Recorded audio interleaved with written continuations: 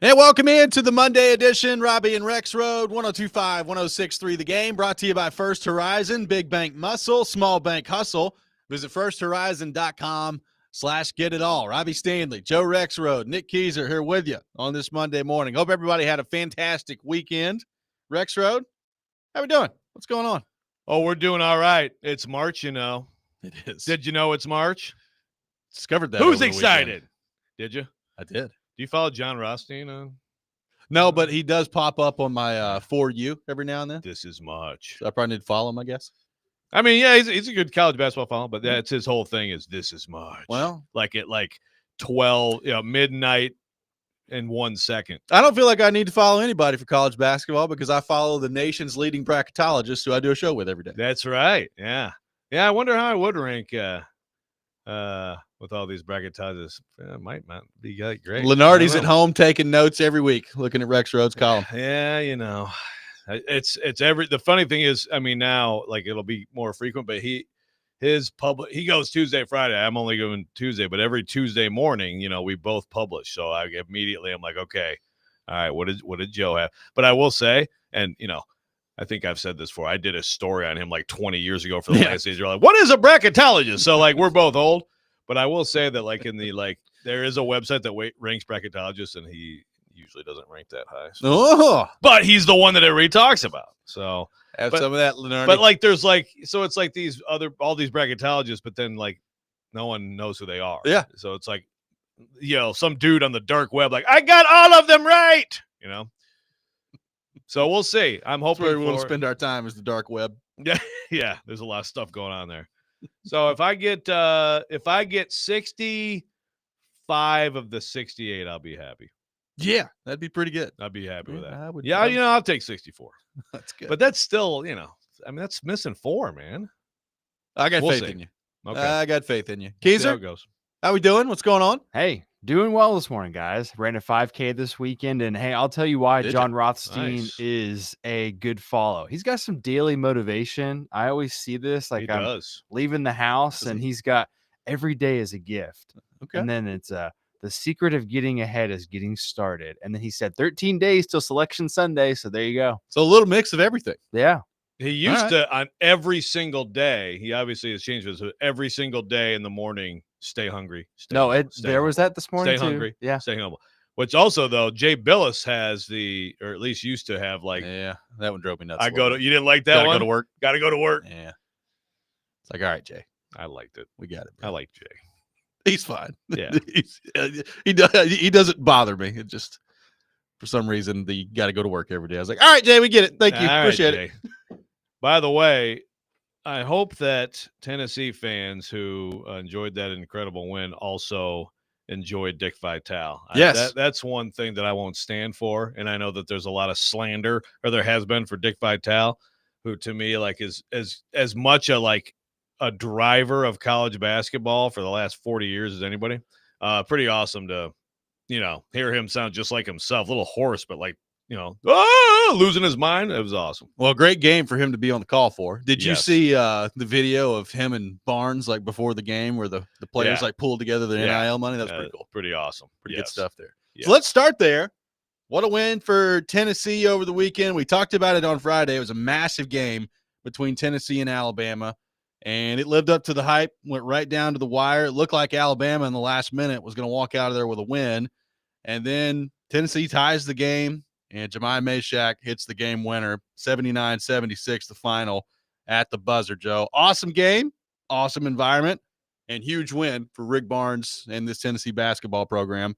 What'd you make of that one in terms of the game, the result, and what it now means for the Vols? Yeah, fantastic game. I mean, I think that was one of the best college basketball games of the year, just in terms of, those guys were throwing each other all over the floor, throwing themselves all over the floor, and just they were both desperate to win. And look, there's a lot.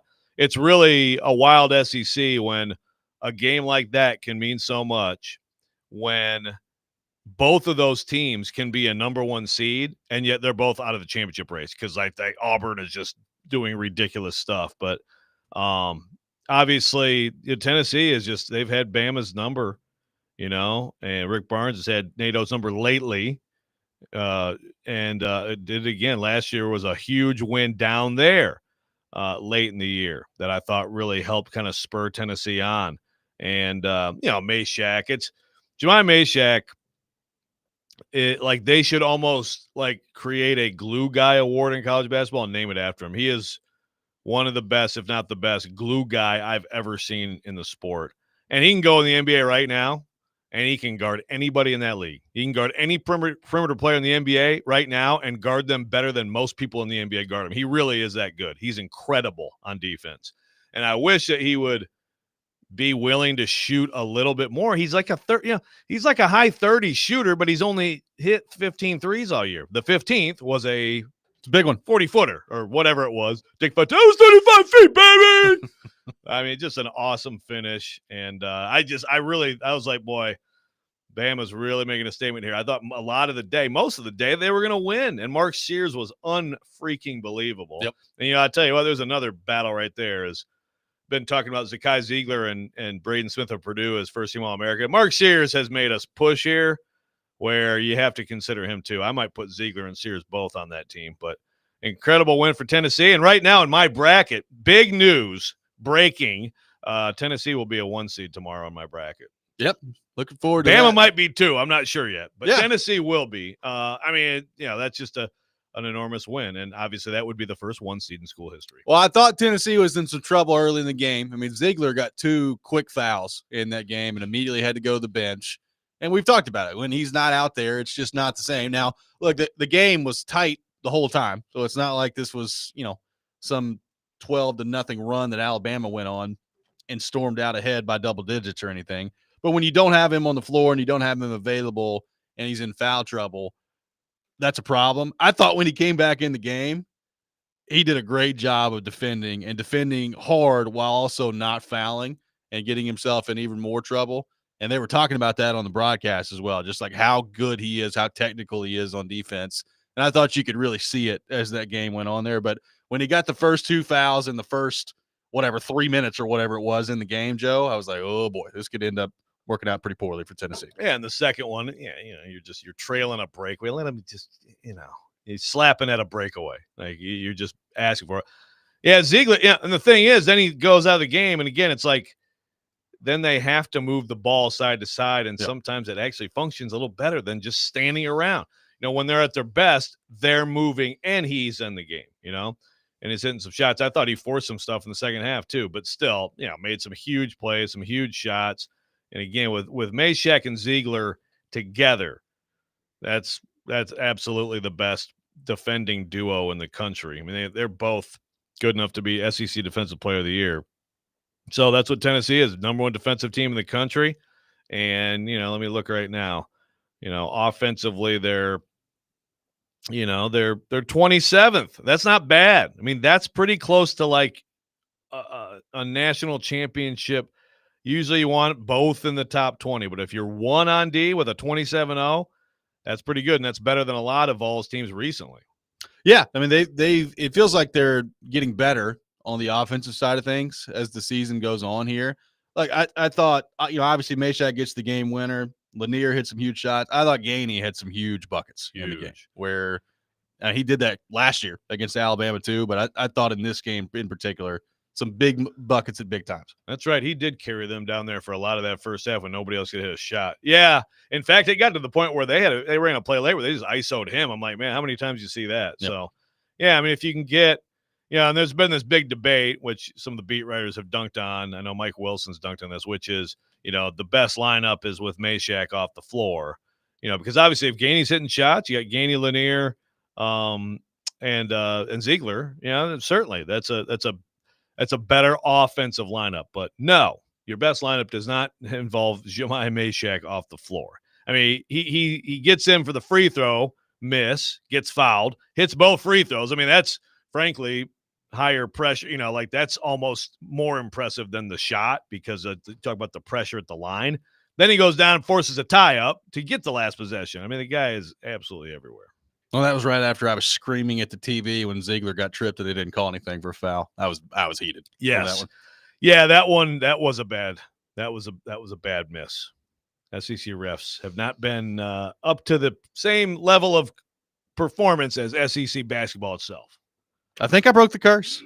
That was a fun, exciting, entertaining college basketball game that I watched, and the Vols won all at the same time. Okay. Don't get that combo very often when I watch Joe. You're ready for March then. I'm ready for March. Yeah.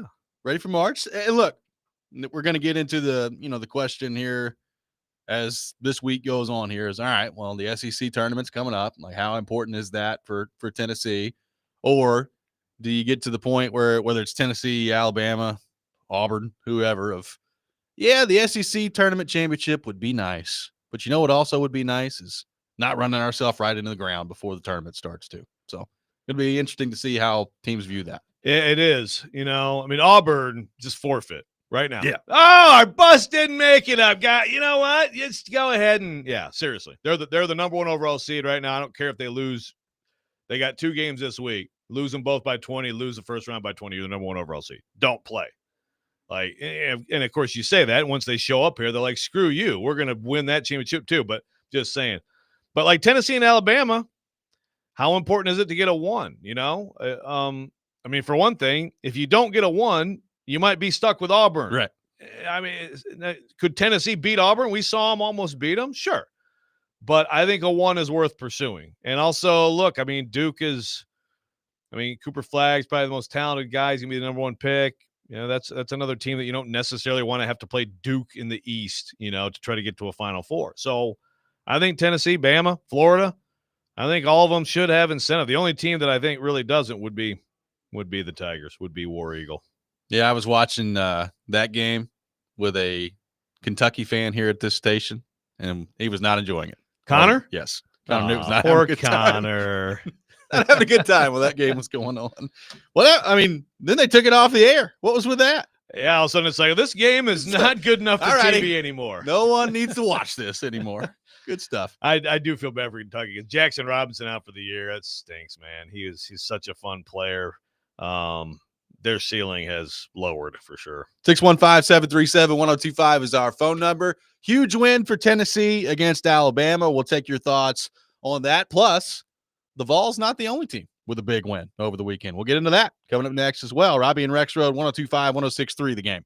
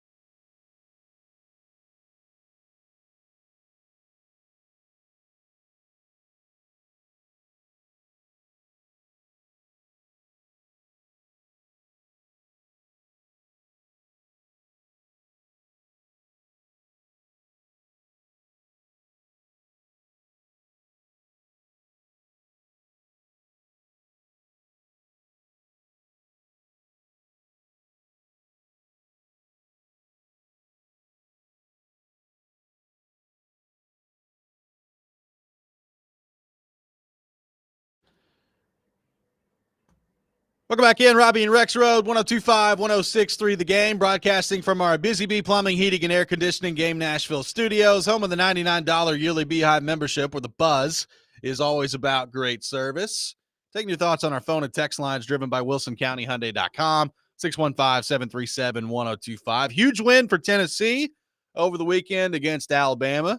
But, Joe, not the only team that got a huge win. Vanderbilt takes down Missouri 97-93 in overtime, and what a dramatic game it was. Tyler Nickel with a three-pointer with 4 seconds left forces the overtime.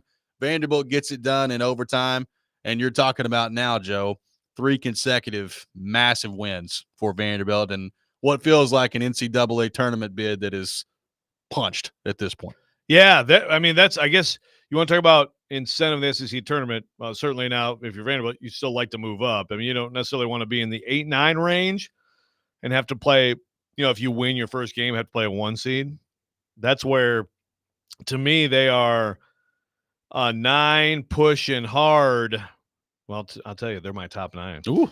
At number 33 on the seed list, pushing hard to be an 8, and maybe they can get up into that 7-6 range if they continue to stack these wins. But yeah, they're not a bubble team anymore. That's it. They're in. They're going to be in for the first time since Bryce Drew's debut season. So that would be 8 years. And it's just an incredible job by Mark Byington. And Missouri is really good. Missouri is a scary team that can make a run in this tournament. And that took everything Vanderbilt had. And Missouri, could have fouled. Yep. They didn't foul. Tyler Nickel hits the 3. They win in overtime. A.J. Hogard was incredible in that game. He's kind of been up and down, but he was unbelievable in that game. Yeah, I mean, this is amazing, the job that Byington has done. And they were 9-23 last year, and he's got them, I think, squarely in the NCAA tournament now. They've had some huge wins, particularly at home this year. They've had some huge wins. And I think if you're a Vanderbilt fan, and even if you're, a casual SEC basketball fan, the turnaround that he's been able to do in 1 year is pretty unbelievable when you think about it. You go from 9-23, they're 20-9 right now, but they're 8-8 in this conference, and we know how good this conference is. Like it's amazing the job that he has done in year one. And I know that there are several different candidates for it, but I do wonder, like, is he going to end up being SEC Coach of the Year? Thing is, you got a lot of people to choose from in this conference, but I think he's certainly at least got to be high in the mix up there. Yeah, and national. I mean, I think anybody who's SEC Coach of the Year this year is a national Coach of the Year contender too. And Dennis Gates of Missouri is another guy because they're 0-18 in the SEC last year. They turn it around. I would say normally, well, Byington won that game between them, so he'd be the leader. I just feel like this year it's like, dude, I think maybe Bruce Pearl. It does, it doesn't happen that often, but sometimes when you're that great and you rip through a league like this, that I think maybe you should get that. But no, it's amazing what Byington has done. Like you said, 8-8 in this league. We've got teams with 4 and 5 wins right now that absolutely can still get in the NCAA tournament, that are on the bubble. And I know some people are like offended by that, and I get it. Like normally it's like I'm with you. It's like, how could a 4-11, team still be in the mix? But that's what so Oklahoma, Oklahoma's 4-12, and they're in the mix. They're absolutely in the mix. They're in my field right now because the work they did before, they beat teams from other leagues, and but it's crazy to think that a 4-12 team in the SEC could actually have an NCAA tournament opportunity. It's just that's what the league is. So to be 8-8 is pretty remarkable. And like between having to just completely redo his roster, which new coaches typically have to do now, and then the way that they've all fit together, like, I mean, I guess it's his first year here, so maybe it could be like, man, I just really got lucky this first year, but it probably speaks to good things ahead. Well, we had a discussion a couple of weeks ago about Vanderbilt athletics as a whole and how well things are going right now, and that's from both basketball programs to baseball, obviously, to the season that football had as well. I look at Byington, and I think Clark Lee has been there for a few years, and we know how it went. We know what the challenge looks like for Vanderbilt in football in the SEC. And to his credit, he had a different approach this year, and it ended up working out great for him. Like Byington, and we talked about this, that program, we've seen that program be competitive on a national level and in the SEC before. The question is, like, how do you get back to it? And I watched that guy coach. I don't know. There's just he's got an energy level that I think rubs off on people. And I think that's probably what this program's been missing. Look, people are going to pile all over Jerry Stackhouse today, and I get it. That's fine. If you want to do that, that's fine. Like Jerry Stackhouse to me is probably more suited to be an NBA guy than he is a college basketball guy. And I think that's become pretty clear at this point. Byington, I watch what he's been able to pull off this year, and it makes me think, like, how far can he take this? Like, he feels like one of those guys that if the investment level is there, which it seems to be, and if the buy-in is there from the athletic department in the program and they take care of him financially moving forward, it feels like, he's got a chance along with Shea Ralph to be here for a long time and to be really good. And I get it. It's 1 year. You don't want to overreact to it. But it's to me, Joe, pretty stunning the job that he's been able to pull off in 1 year here. I agree. Given where they were last year. No, I agree. And look, all he's done, if you look at his, he Georgia Southern and James Madison, all he did was win big. He's a winning basketball coach. He's got a great feel. If you look at how many times they come out of timeouts and they run something that gets a great look, there's just a lot of signs that he's just a really good basketball coach. And I think he does have he's got a good level demeanor over there. And I'm with you. I think that, this program had some really good years under Kevin Stallings. And it had some teams that underachieved too, but I think that Mark Byington could be that guy, that first guy to maybe give them a chance to get their first Final Four. I think that's possible in the future. And of course, there's just some great stories on this team. Like, this Chris Magnon, somebody's texting about him. This guy's from, the first team Ivy League last year at Cornell. But like some of the stuff he's doing in some of these games, getting 20+ points, he's kind of just all over the floor, just hustle guy, but he hits big shots. Guys like that it's pretty fun, pretty cool. Well, now the conversation to me moves, Joe, from is Vanderbilt an NCAA tournament team, which I think is clearly the answer is yes, to now, all right, well, how dangerous are they when they get there? Like how much of a run can this team get on? And we know, look, it's matchup dependent a lot of times too in this tournament, and we don't know what the matchups are going to be and where they're going to end up right now. But you watch them play the other day, and is there anybody that you feel like they just can't? They just have no chance against right off the bat in the tournament. Like I don't think you want to see Vanderbilt on the other side of your matchup right now in the NCAA tournament. Right. They were right there with Auburn. They beat Tennessee, so there's right now 2 1 seeds. Right. I'm trying to remember the Alabama game. For some reason, I know that they've played Alabama, right? I believe they played. So. Yeah, they got smoked by Alabama. 103-87. That was at Alabama. They scored with them. Yeah, they didn't get Alabama at home this year. But no, absolutely, I'm with you. And again, when you got a bucket getter like Jason Edwards is one of those guys who. Like in an NCAA tournament game, I could see that guy going off for like 33 and just hitting everything. You have Nickel. So there's 2 40% plus. Nickel's a 44% 3-point shooter. They got other guys who can, hit the three, but those 2 guys in particular, they've got a lot of what you need, and they play together so well, and they're scrappy. So I do think for them, it would still be great if you could get up into the more of the 7 range. Give yourself a shot at a 2 seed in the second game, a little bit better chance of advancing the second weekend. But this team could absolutely play in the second weekend in the NCAA tournament. Huge win for Vanderbilt over the weekend. Huge win for Tennessee. Lots to like about college basketball around here right now. I like this great program about college basketball. Isn't it? Well, I figured you'd really love coming to work today. We've got it done here. A nice Monday morning boost. Yeah, exactly. 615-737-1025 is our phone number. Busy weekend in the National Football League. A lot of moves have been made. Some still to come here, but we're at that time of the year. The calendar is flipped to March, Joe, and we finally got some movement on the NFL front. We'll get into the big moves coming up next. Robby and Rexrode, 102.5, 106.3 The Game.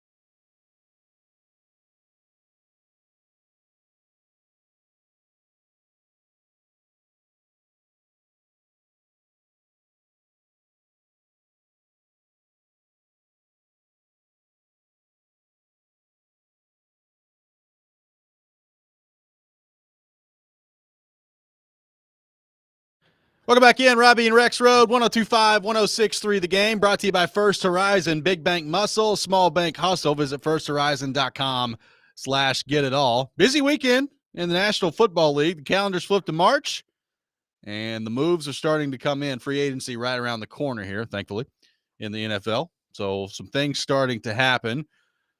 Headlined by Matthew Stafford, Joe. We talked about him a lot last week. He was, taking a nice trip to Montana, casually running into Tom Brady along the way. Whoa. Good to see you here, Tom. You wondered, would the Raiders be able to pull off a trade for Stafford's services? Apparently the Giants were all going after Matthew Stafford as well.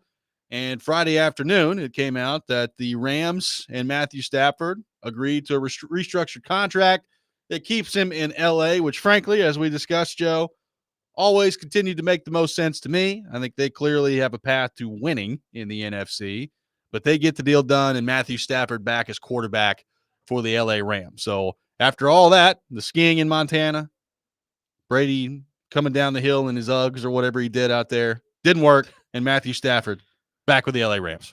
Yeah. So I guess the plan for the Rams wasn't. They're definitely just want to get rid of Stafford and go get Sam Darnold. Weird. Didn't seem to work out that way. The Rams' number one priority of the offseason wasn't getting Sam Darnold? That's so weird. Here on 102.5, 106.3, I was given that impression. He will point out that he guaranteed that Matthew Stafford, the Rams quarterback. Nice double talk. It is great to cover all your bases, to talk out of all sides and cover really all your bases. That's a beautiful thing. No, but that's it makes sense to me for the Rams. Like, you have a team here. You got a team, got some young players in there who are difference makers. And if you have a nice free agency period and draft here, have another good draft. Yeah, you're I think an overlooked team that could really do some damage this coming season. So it's interesting now to see where, the Raiders and in particular the Giants pivot at the quarterback spot now, because I think it's pretty clear that both of them were very interested in Stafford. And now that he's gone back to the Rams, what is the next move for the Giants in particular? This is a very important year for them, obviously, with Daboll coming back and that front office coming back. The owner has talked about how the patience is not there and it's wearing thin on what's been going on up there. So what do you do now at quarterback if you're the Giants? Is it trying to move up and making a trade with the Titans to ensure that you get either a Cam Ward or a Shedeur Sanders or whoever you love at the top of the draft? Or are there other veteran quarterback options out there that you turn your attention to? It looks like that might be the case. We'll see. But apparently, now that Stafford is no longer available, Aaron Rodgers could be in play for the New York Giants, Joe Rexrode. Your thoughts on that? Apparently, Rodgers has been like, hey, guys, don't forget about me. I'd really like to be in New York still, so yeah. I'm here. How about the other team? But there could be some mutual interest there. Yeah, it's interesting. I think it kind of seems like the Giants are weighing, okay, Rodgers, there's interest. He's a little bit desperate. They have spoken to his reps. I'm reading Diana Rossini's piece.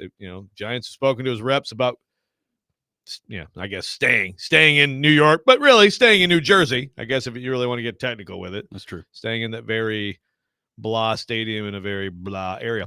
But it seems like it's with the Giants kind of like, okay, is that the best option?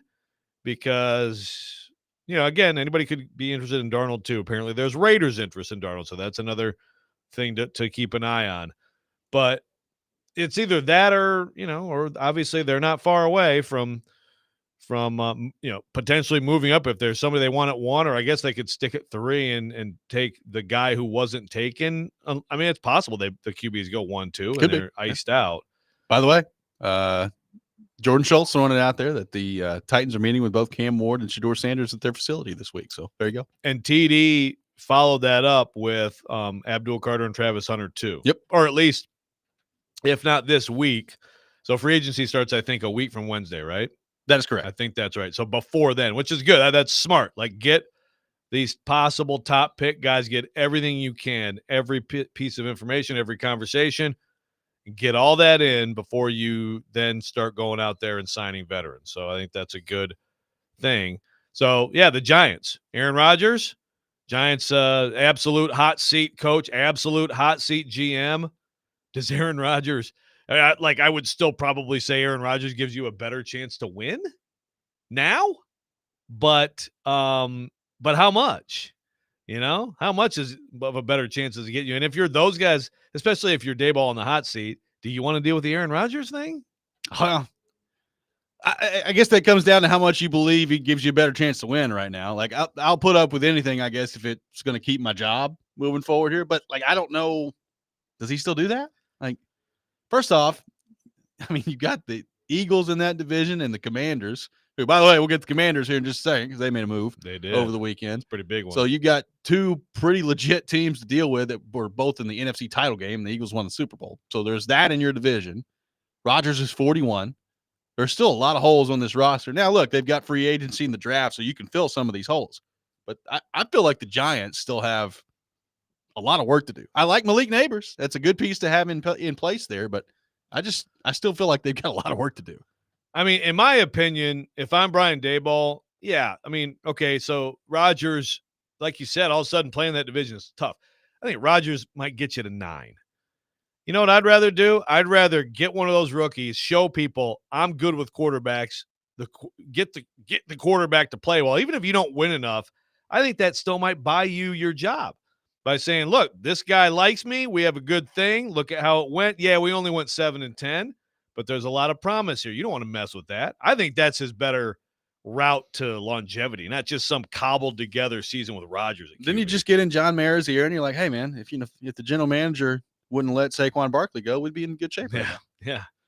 You save that until you get get fired. Save that until you get fired and take shots at him. That's right.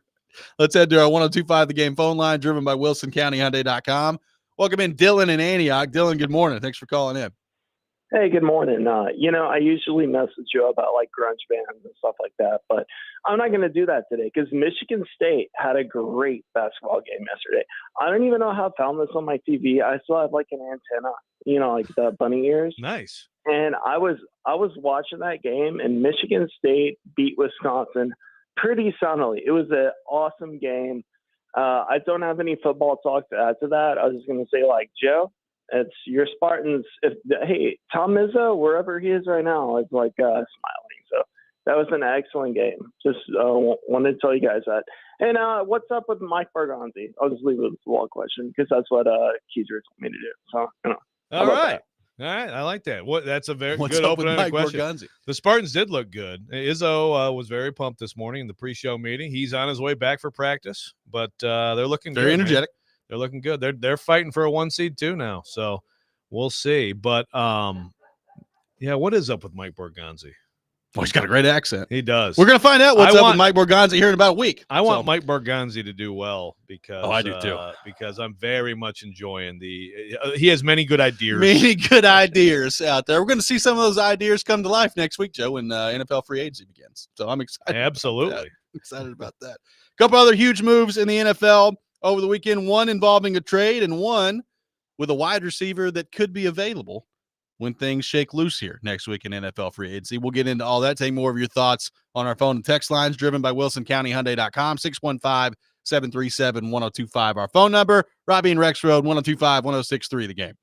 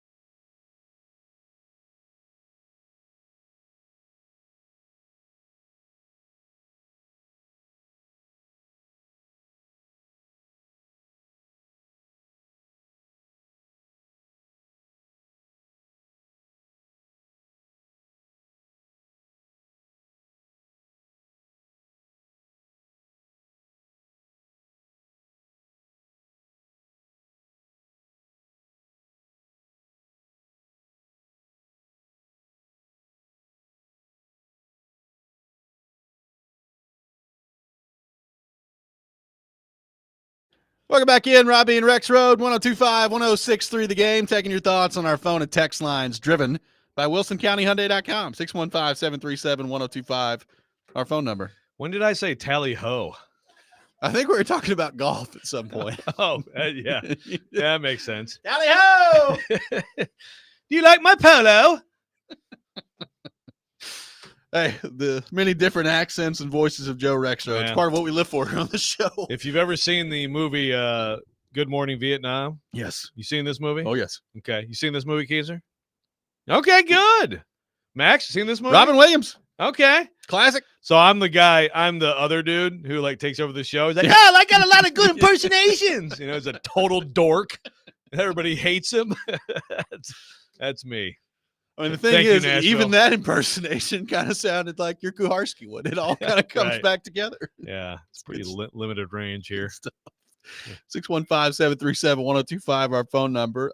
Big move in the NFL via trade over the weekend. Deebo Samuel traded from San Francisco to the Washington Commanders, a 5th-round pick going back the other way to San Francisco. So I think some people kind of surprised by the limited return there for San Francisco. But we've talked about Deebo Samuel. The production has dropped off a little bit with him. He has dealt with some injuries, and he does have the entire contract going back to Washington as well, which factors into this. I was going to say, so wait a minute. So, yeah, they're taking all of it back, which is the big reason that the return was what it was. Paying the full, I believe it's 17.55 million salary for next season. So, yeah, I know Niners fans, I've seen a little bit of discourse, upset. And look, if you're the Niners, if I'm a Niners fan right now, I'm like, I mean, you have to try to win it all this year. How does not having Deebo help you? Like, you got to go do something else. You have to have a corresponding move, but you did open up some money there. You did. Now, and he is declining. I think he is. Now, you've also got Ayuk coming off a torn ACL. So, like, is he going to be ready to start the year? And if he is ready to start the year, how effective is he going to be to start the year? I just feel like there's got to be another move coming for them at wide receiver. Maybe it's somebody they've identified in the draft. Maybe Devontae Adams breaks loose from the Jets. And we're going to get to that here in just a second. And that's a guy that San Francisco zeroes in on. I mean, he's from the Bay Area out there. So maybe that's something that they'll try to take a look at. I don't know. I'm with you, though. I know that they got to pay Brock Purdy, and that's their big move, their priority this offseason. But it does kind of feel like if you don't have Deebo Samuel there, you got another year of Christian McCaffrey being older, who dealt with injuries last year. Like, is it realistic to expect Christian McCaffrey to just continue year after year to be this electric player when he's healthy, when he's been around as long as he has, and he's dealt with the injuries that he has? Like, it just kind of feels like they've got to make at least one more move here if they're going to be in the thick of things next year. Yeah, without question. So, but Ayuk, I think, that's one of those. I mean, some of it is hope. Some of it is just you got to hope, right? Yep. And obviously they have the latest information on all that stuff, so maybe they make more moves than you would think because some of those answers aren't coming back the way you'd want them. But Deebo, I will say, I've said he's declining. Also, I'm kind of excited to watch Deebo in Washington with Jaden Daniels, because sometimes a guy like that gets a boost, gets a burst of motivation from changing scenery, getting moved away. Things didn't work out the way you wanted. Your old stop, and when he's right, he is a physical, fun player, tough player to deal with for defenses. So, well, I'm interested. Is Washington going to use him the same way that San Francisco did? Like, is he going to run the ball? Like, I mean, even this year, and I know McCaffrey was out for a significant portion of this year for San Francisco, but like he ran the ball 42 times this year for the Niners. So is that going to be something that the Commanders lean into, or do they just say, hey, man, come here, play receiver, and we'll worry about the running game elsewhere? Yeah. I mean, certainly I'd give him the occasional sweep. Yeah. But I don't think I think at this point you can't, because for a while there it was like he actually is kind of like a receiver and a running back at the same time. I don't think you can do it that way anymore. I mentioned Davante Adams. The Jets expected to release him if they're not able to work out a trade. And with that cap hit, which I believe is in the neighborhood of $38 million for next year, they're not going to work out a trade for him. So he is going to be cut at some point, and Davante Adams will be out there and available. So then I guess the question becomes, is he hell-bent on playing with Aaron Rodgers at his next stop, or does Davante Adams look around and say, all right, what gives me the best opportunity to win?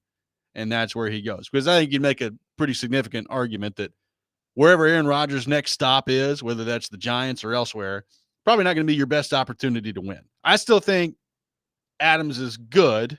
Is he the same player he was 3 years ago? Probably not, but he's still pretty darn good at age 32. I'm interested to see who ends up getting his services after he's released from the Jets.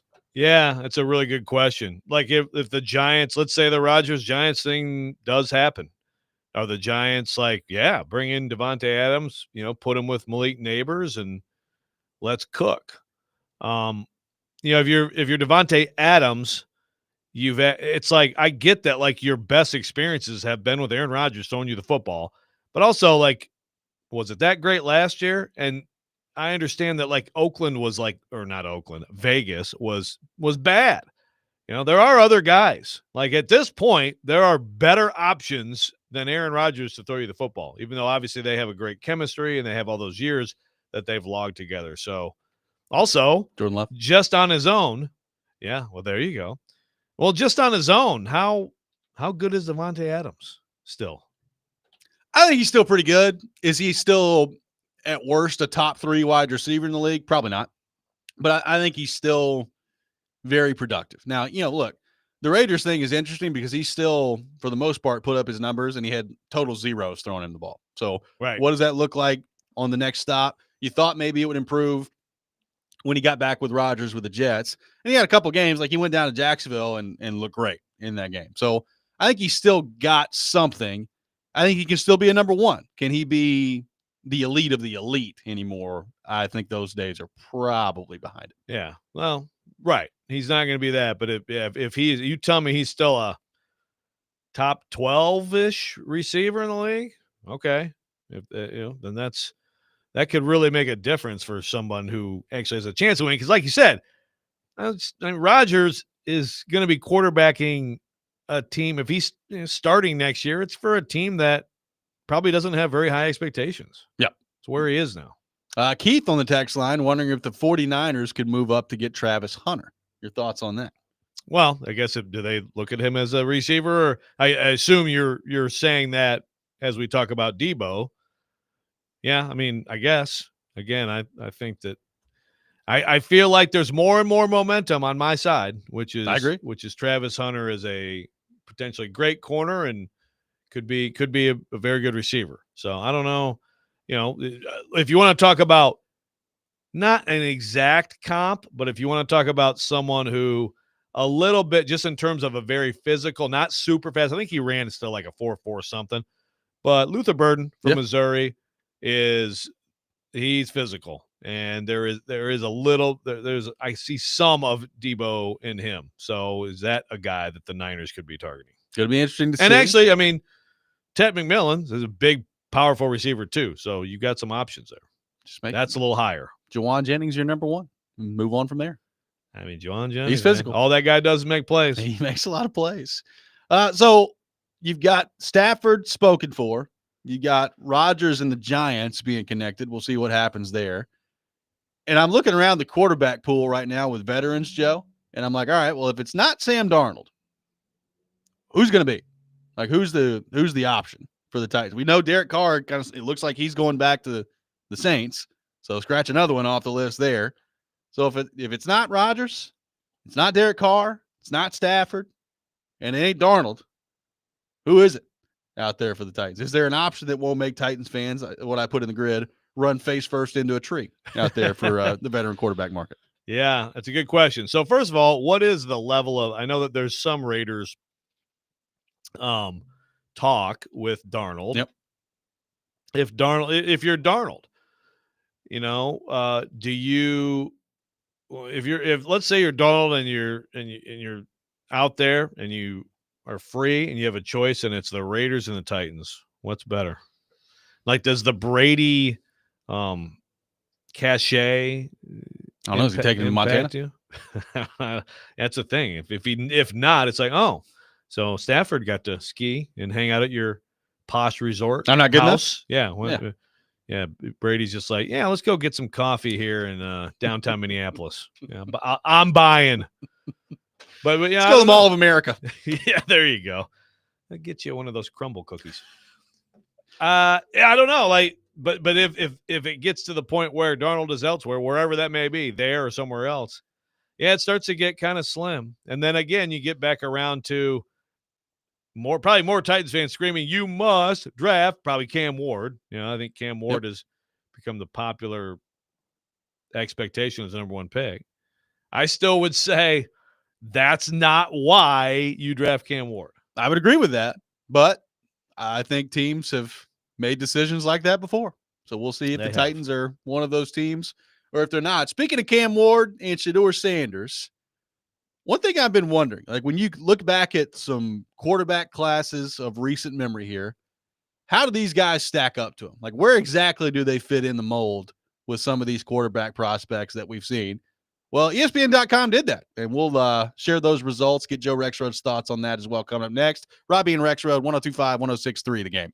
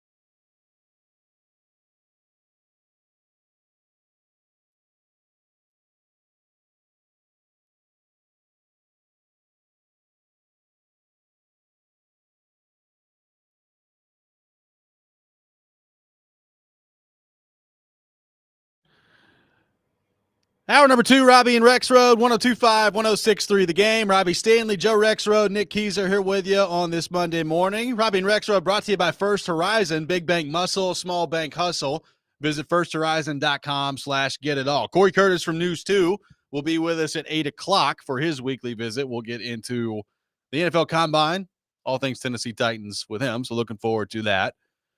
Joe, we've talked a lot about Cam Ward, Shedeur Sanders, this draft class. One thing that's been interesting is, all right, so maybe some people around the league don't view this draft class at quarterback in general as highly as they have some other ones here in recent memory.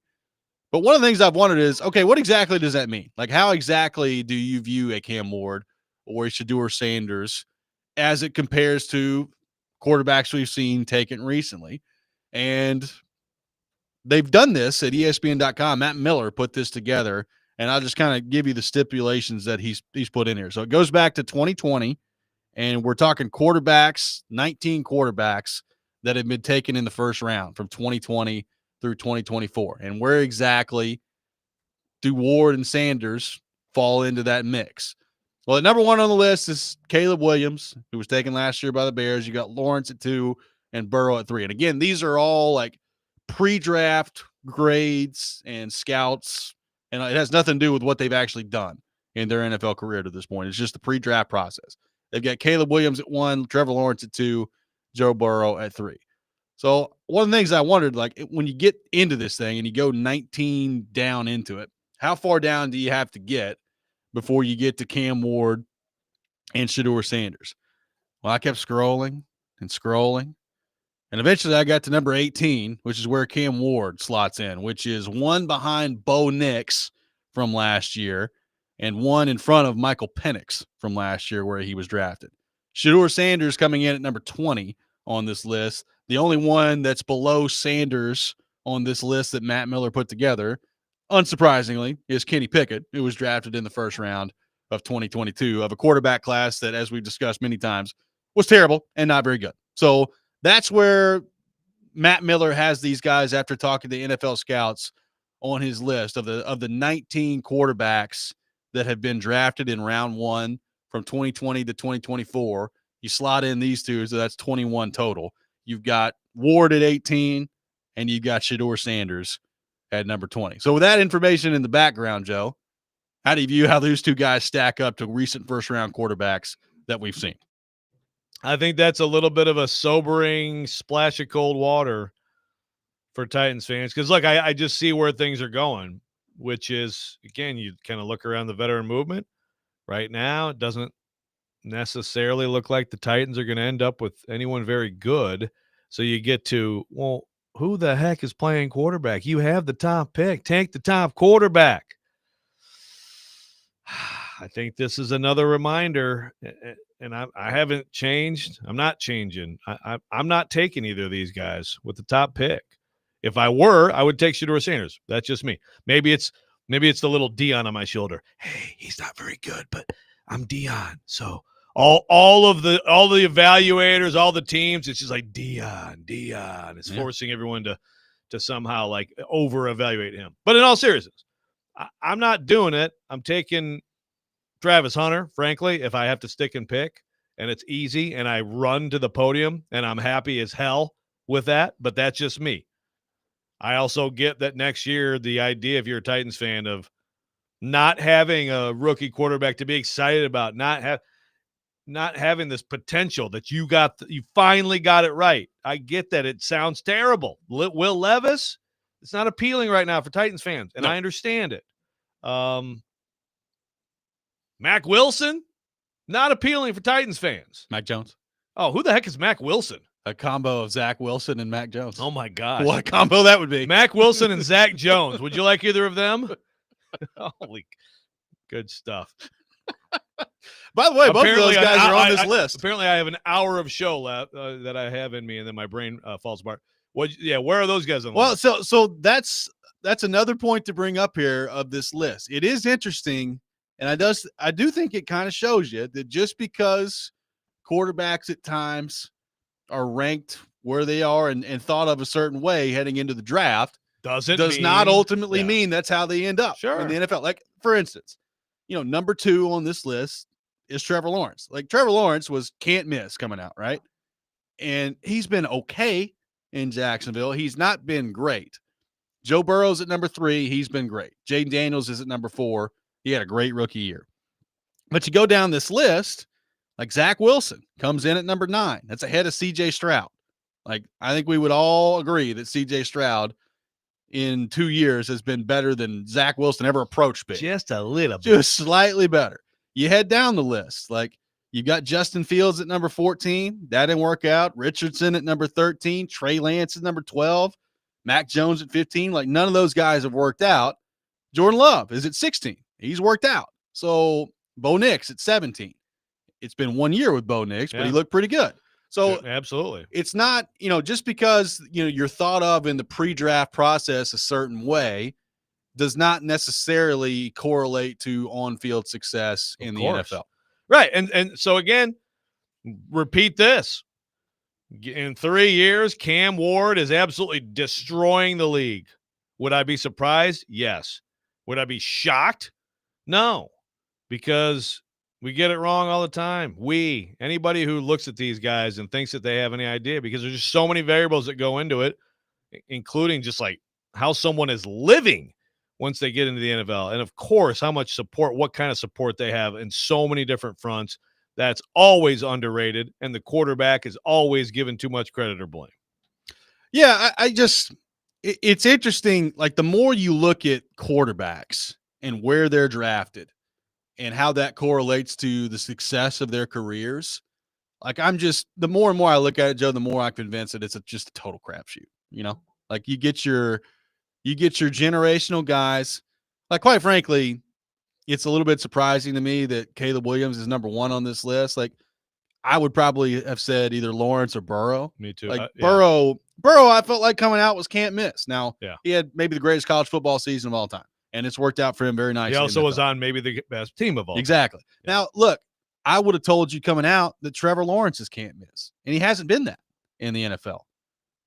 We'll see. I think, Drake May is number 5 on this list. We'll see what he ultimately ends up living up to. Tua is at number 6. I would have told you coming out that Tua was probably can't miss too. Now, he's had a lot of injury problems, which have also affected that. But he hasn't been as good. Exactly. So it's just interesting at quarterback how much situation matters, which I think situation is a big part of this. How much, like, even some guys that are incredibly talented in the pre-draft process just don't work in the NFL. And then there's a guy, I brought up Bo Nix. Bo Nix, I remember Denver taking him at 12 last year and thinking, what are they doing? Right. Like, why are you taking Bo Nix that's number 12? I thought it was terrible. And again, it's 1 year. Like, Bo Nix may come out next year and be awful. I have no idea. He looked pretty darn good this year. Looked like they knew what they were doing. So it's interesting to me how much of a crapshoot this ends up being at the quarterback, which I understand if you're a Titans fan hearing that and saying, take your shot then at number 1. Yeah. Right. Yeah. I mean, that is, you can flip it around on that and definitely make that case. I get that. I mean, because you can be certain and you can be wrong. You can be certain either way. Yes. There are some people who have actually, like, for me at least, like, it's actually what I thought would happen. Burrow, I was like, man, that guy's the dude, and he has been. Peyton Manning, yes, right, that worked out. Ryan Leaf did not. I mean, there are some that guys who, and it's funny too, even like Justin Herbert, who has a lot to prove still in terms of the playoffs and all that stuff. There's a guy who was very polarizing coming out. It was not like, oh yeah, there was somebody like, he has a lot of talent. That people were like, yeah, but look at how he performed, and this, a lot of people thought he was going to be a bust. I mean, I'd take him now, even though it hasn't, totally gone the way you want. I'd take him. And the thing is, like, I went through all those examples of maybe things working out a little bit differently so far in the league than you thought with some of these guys. And there are some that work out exactly what you think, right? Like, Burrow's one of them on the positive side. And then you go all the way to the bottom, and there's Kenny Pickett, right? And there's a reason that a quarterback in that draft didn't go to number 20 overall, and Pickett comes in at number 21 on this list. All due respect to him in the Super Bowl that he just won with the Philadelphia Eagles as the backup quarterback. But, like, he has worked out. I think how a lot of people feared of, I just don't think he's very good. And he ended up being the first quarterback taking that draft. Right. And so there's a little bit of that, not to that extent, but it's closer to that this year than the other years where there's actually super high level of excitement with the top two quarterbacks or top quarterback or top however many. So how do where Cam Ward and Shedeur Sanders stack up with recent first-round picks, according to ESPN.com? Does that influence what you think the Titans should do at quarterback at number one? When you look at how quarterbacks and the drafting of those quarterbacks in the first round have gone on and what a crapshoot it's been, do you say just take your shot if you're the Titans? How do you view all that? We'll take your thoughts on our phone and text lines driven by WilsonCountyHyundai.com. Robby and Rexrode, 102.5, 106.3 The Game.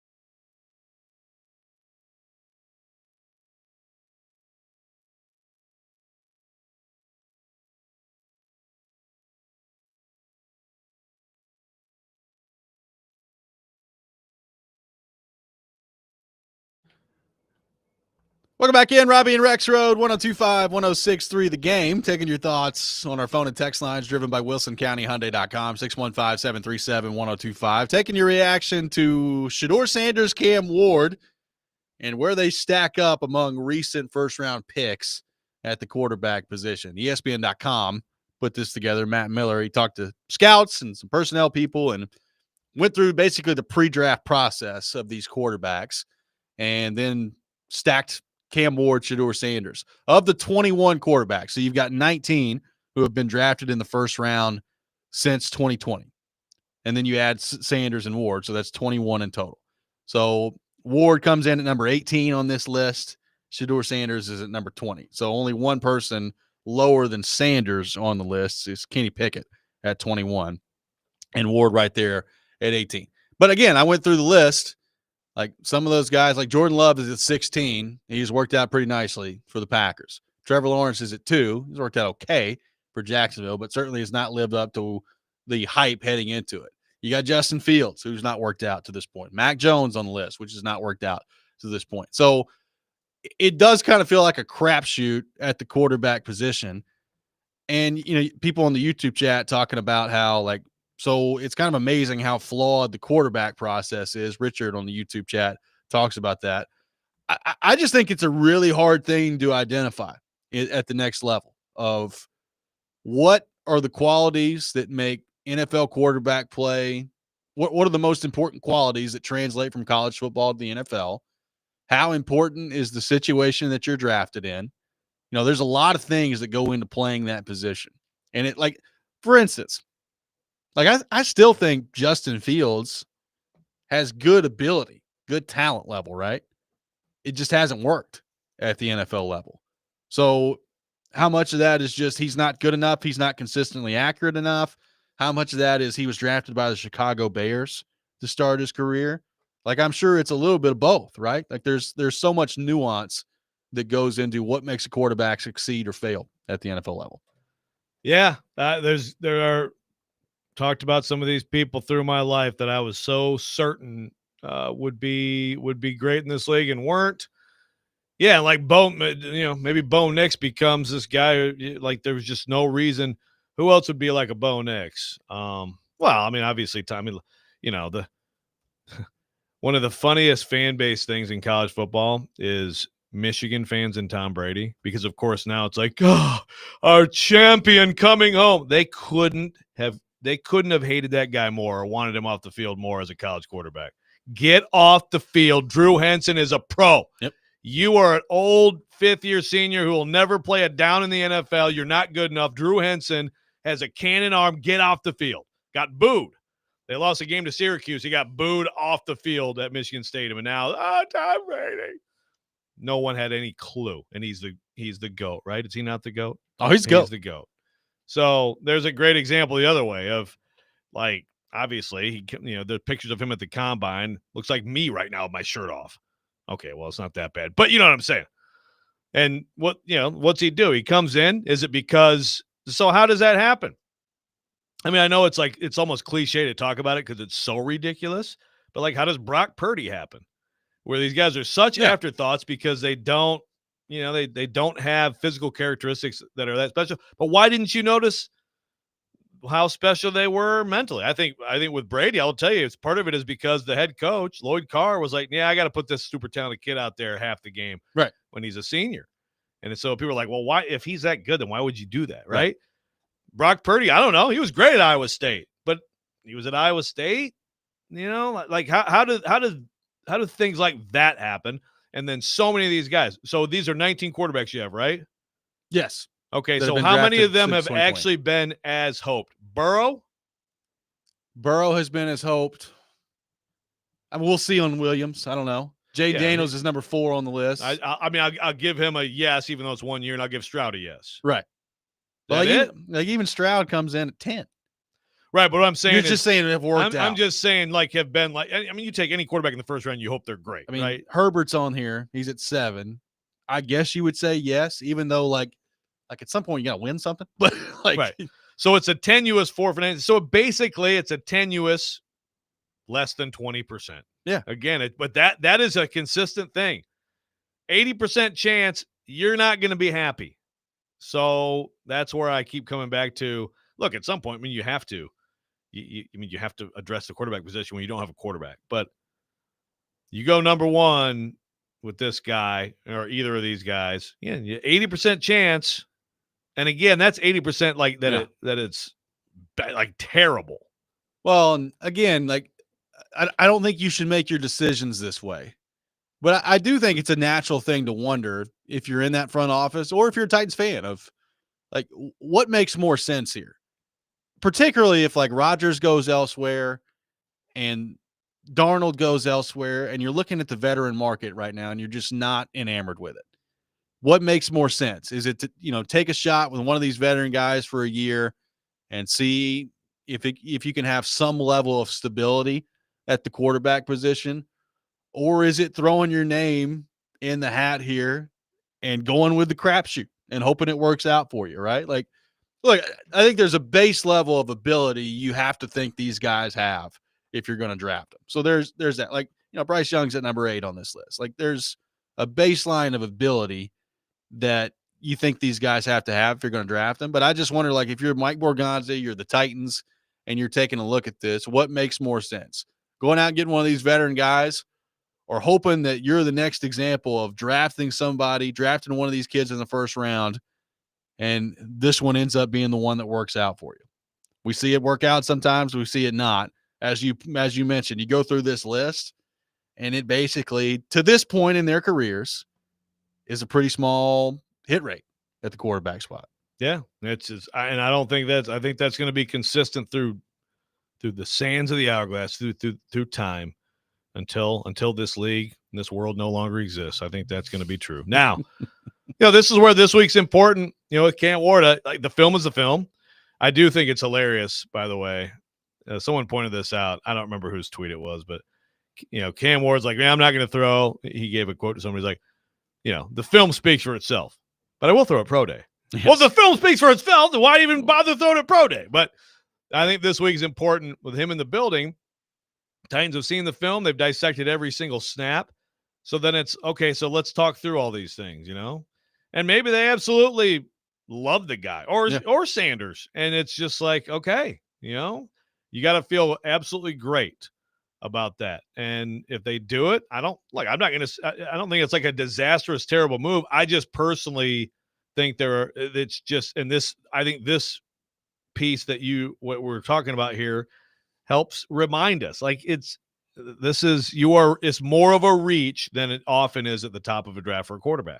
Just what it is. It's very difficult to find that match. When you find it, it's great. I mean, it transforms your franchise.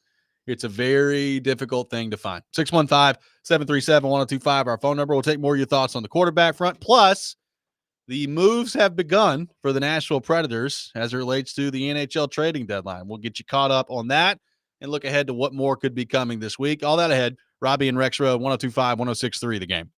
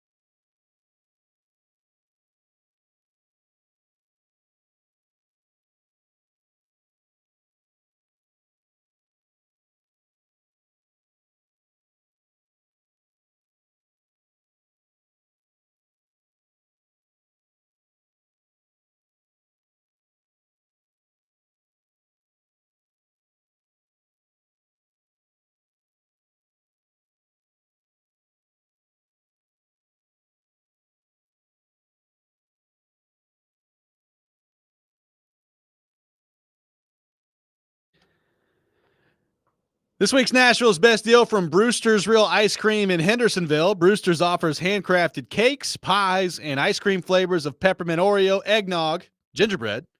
Man, enjoy the magic of homemade happiness this season.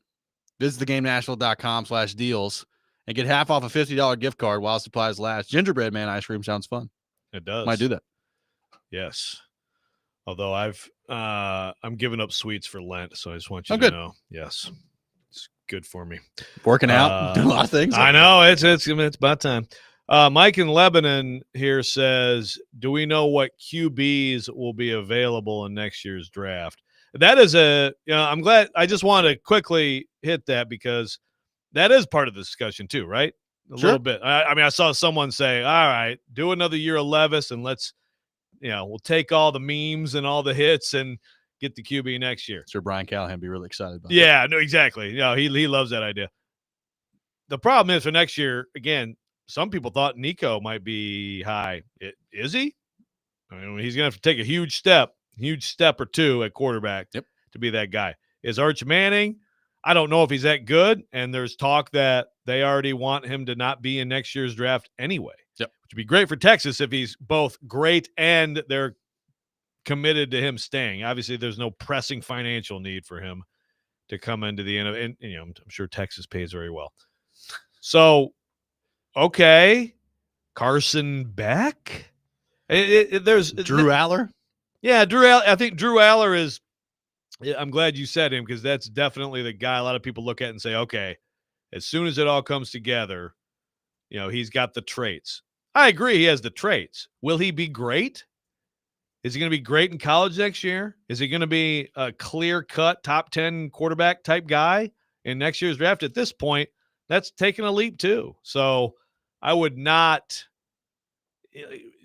Things are going to happen. There's going to be some guys who get a lot better next year and kind of come out of nowhere. I mean, like Jaden Daniels and actually Joe Burrow, both of them going into their last year at LSU were not expected to be what they were in the draft, and then they were, right? So there will be guys who emerge, but at this point, there's no one you can point to like you could with Caleb Williams and Drake May, for example. No, like there's always somebody that comes out of nowhere, right? Like that typically happens. Like I don't know. Like I think Lenore Sellers is draft eligible after next year. Like, does he have an unbelievable year for South Carolina, despite who his head coach is, and he's available for draft next year? And you think, my goodness, like Lenore Sellers is unreal. Like the way he played the last half of this year was crazy. How good he was. Mm-hmm. So like, could he be a guy? Yeah. Sure. Could he be a guy? Like there's going to be some guys that maybe we're not talking about right now that emerge next year. But to your point, I think everybody's just assuming that like Arch Manning's going to come out of the draft next year and be available. And I would be surprised if he does. Like just knowing how that family in particular has operated, I think he's going to stay all 4 years at Texas and then he'll come out and we'll see. Right. And I have no idea if he's going to be a starting NFL quarterback. Right. That's not a sure thing whatsoever, but so many people are convinced. We'll see. I mean, every snap of Arch Manning this year is going to be fascinating, but right now it's too early to tell what he's going to be. Dustin from Hopkinsville is big on taking Will Howard late in this draft. And Will Howard is one of those guys who I like him. Obviously, he helped himself, you would think, in the playoff. He didn't help himself in a lot of the regular season. Didn't go very well for him at the combine the other day. Is that right? I didn't see it. What did he do? He was inaccurate. He missed some passes out there. Did he? To the point where I think Shedeur Sanders had to tweet about it.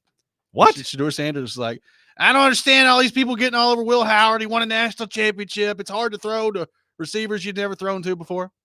Which is why I didn't throw, period, yeah. by the way. But it was like Shedeur Sanders, quote, yeah. I understand y'all hating on Will Howard. He just won an natty. Hard to throw to wide receivers that you don't know.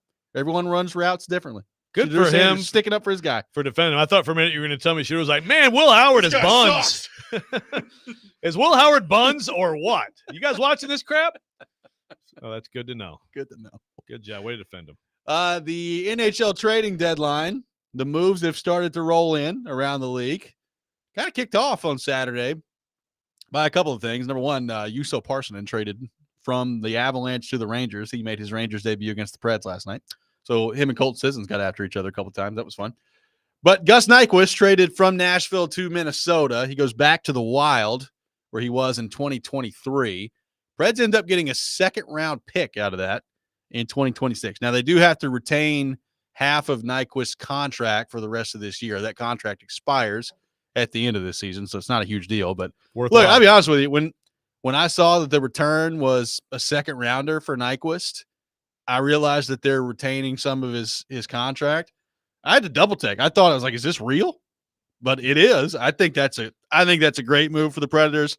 I thought they were going to get like a fourth-round pick for Gus Nyquist. So the fact that they got a second rounder, albeit in 2026, but a second rounder, I think a great job by Barry Trotz. Yeah, and more than I would have guessed. It's also, it's one of those interesting things like, wow, so the coach of the Wild ready for a big playoff push. Yep. Whoever that is, I forget who it is. Yeah, same here. Now taking Reynolds off the Preds to go make a play. Yeah. I thought that's weird. I thought that guy didn't know anything about hockey. Couldn't coach at all. No, is that some analysis that I seem to remember from the past? I don't know. But no, I'm with you. We all kind of knew Nyquist was a gimme, lock to be somewhere else, and it's a pretty good return. They've got picks. They do. They got a lot of picks over the next couple of years, which is not a bad thing. Like I know the hockey draft, it's not the same as talking about the NFL draft. Like a lot of times when you pick these players, it's a long way off before they make tangible impacts on your team. I think it's great to have the picks from the standpoint of you can use them and stick and pick, and maybe a few years down the road, your pipeline is really, really good. Or you can have a lot of trade assets that you can go attack the offseason with to have in your back pocket. I mean, they got 3 first-round picks coming up this year. So what else are they going to get this week, I guess, is now the big question. Like, is McCarron on the move? Is Luke Shen on the move? I doubt this one very seriously, but like, does somebody make an offer for Ryan O'Reilly that Barry Trotz just can't refuse? Like, what does that end up looking like? So, I mean, look, there have been people that have thrown the idea out there that with the right team, could the Predators get like a second-round pick for Michael McCarron? I still have my doubts about that, but if so, knock yourself out, man. I'd be looking around if I'm Barry Trotz this week. I mean, they have had some surprisingly good returns for some guys in recent years. I think it's all about what the other team's looking for, right? Like, look, the Predators, if memory serves me correctly, gave up a first-round pick for Paul Gaustad one time. And like, Paul Gaustad was a very good face-off guy and could kill penalties. But Paul Gaustad sometimes didn't even approach being in the offensive zone. And when he did, he's not going to do much when he gets there. But you gave a first-round pick for it. But the market dictated that year that's what you had to get to go get it, right? Like, so, like, I'm interested to see, the idea of Michael McCarron fetching a second-round pick, again, I think is laughable to some people. But it just depends on what that team is looking for, and is there a bidding war that ends up happening because of it? Well, and the Preds have been on the other end of that. Yeah, exactly. Of giving too much for Ryan Hartman. I mean, Hartman's that was a first, right? Yeah, that was a first. I mean, that's when you feel like you're that close, you do things like that. Exactly.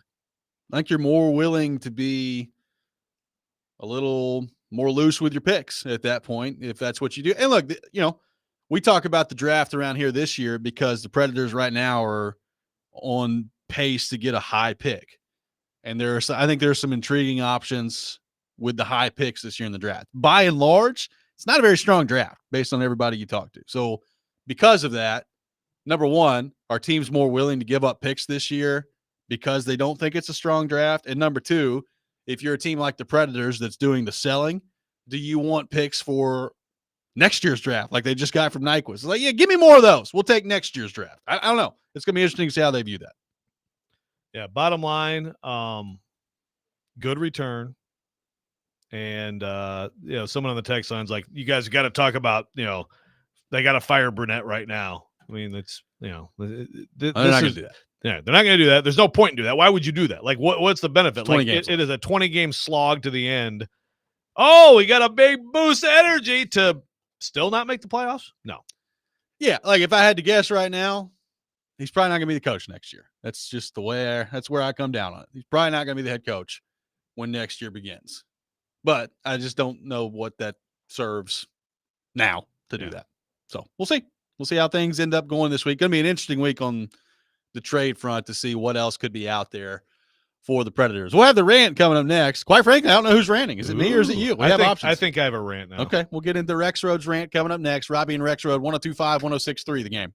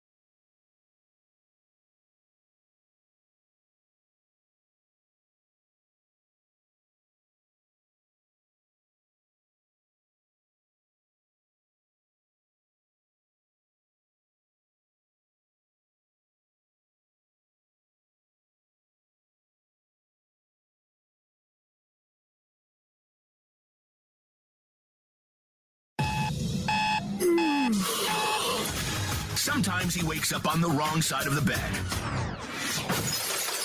And sometimes he's just, well, Joe. Awkward moment. Let's do it. This is the Rex Rant, now on Robby and Rexrode. Is there an option that won't make Titans fans, what I put in the grid, run face first into a tree out there for the veteran quarterback market? You got some golf on the TV, which fired Joe up in the break. Oh, yeah. More polyester pants. Tally-ho! But yeah, Let's go to the Mall of America. Yeah, there you go. I'll get you one of those crumble cookies. It is time for the Rex Rant here on Robby and Rexrode. You can check it out every morning here on the program. Joseph, the floor is yours. Okay, I got a text triggered me. Thank you, texter. You triggered me. Let's see. Been known to happen on this text line. Give me your name. I want your name, texter. Wait a minute. I gotta make sure. Let me read the number. Nope, it's not Big Joe. Okay, that's good. Frankly, Big Joe usually puts, names on there that would get me fired if I read the whole name, and then says stuff like, "Oh, you just work for the Titans" or whatever to get me all, It usually works. The homer. I know. But here's what the texter said just a couple minutes ago. Joe, now that Shedeur Sanders' stock went down at the combine, according to multiple sources, are you willing to admit that it would have been better for him to throw and maybe show that he has the talent to play well at the next level? Obviously, just talking didn't help. Guys, throwing at the combine would have shown he has the talent to play well at the next level. Again, going out there on an empty field, except for some cones and some guys you've never thrown to, throwing the ball around. I understand that the NFL and the NFL Network, they need everything they can, especially anything that looks a little bit like football, to help them make it a television program. Okay. And obviously quarterbacks throwing the football, but that's part of the job. There's not a person in the history of the NFL who has said, I'm not sure this guy has the talent to play in this league, but let's see how he throws in this situation. Then I'll know. That's why most of them don't throw. So I don't know about the Sanders stock. Honestly, I haven't heard that. I've looked around. I do. I was going to say, how do we know the stock is going down? Yeah. There is. So there's some people that have said that I have never heard of. And frankly, then I'm just not going to, there's a million NFL people who cover the NFL.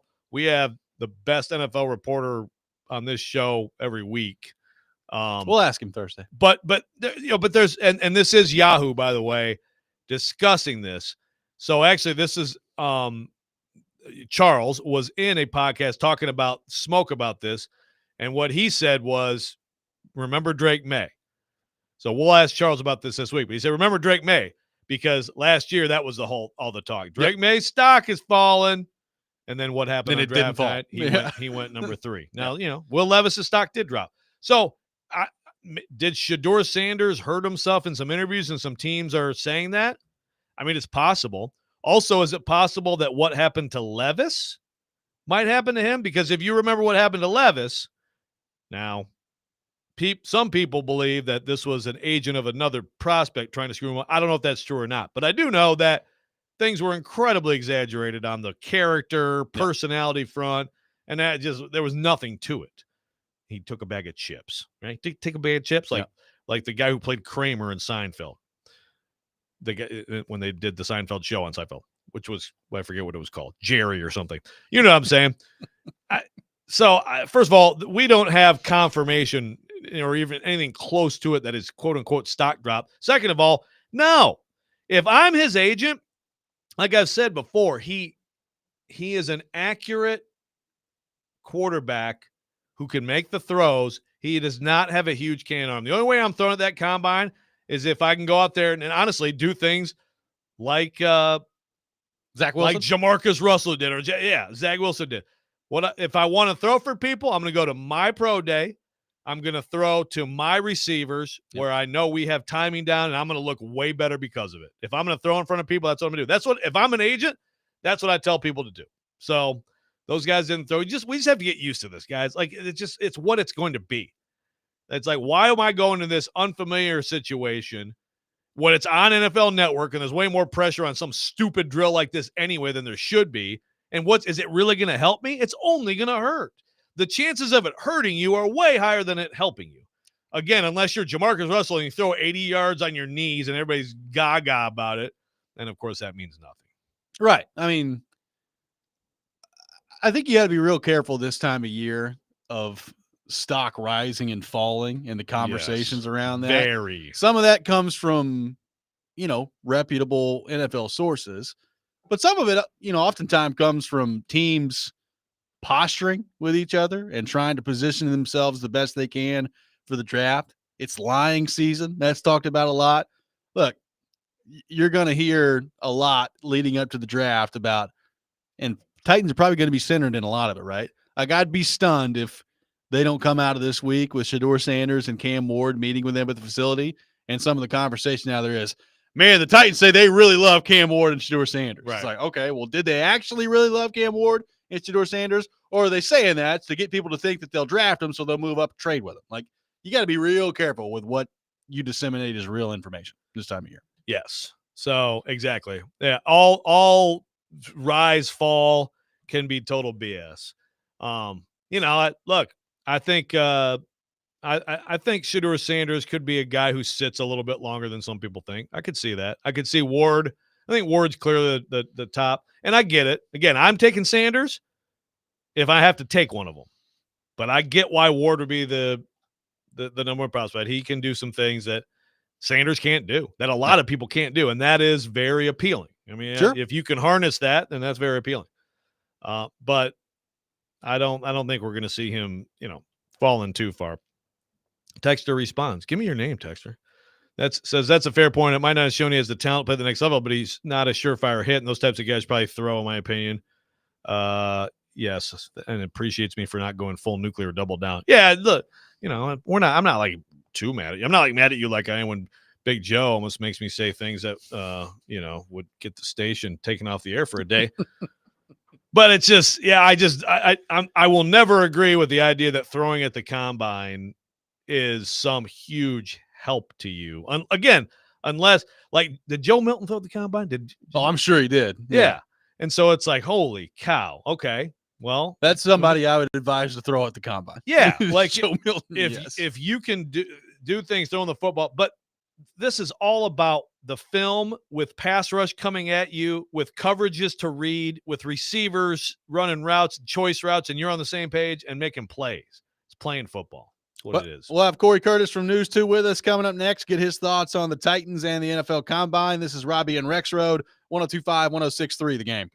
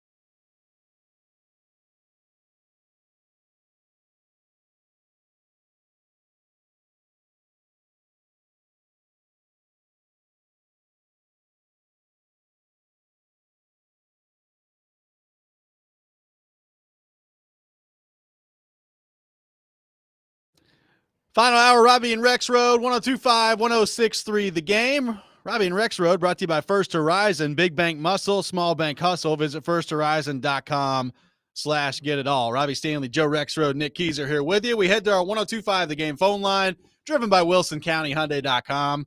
And welcoming our friend Corey Curtis from News 2, brought to you by Tennessee Men's Clinic. Corey, good morning. How are you?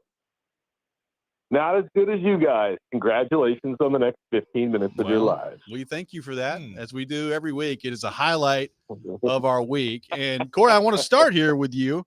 You, unlike my colleague Joe Rexrode over here, actually attended the NFL Combine and enjoyed all the glory. Let's put that into context.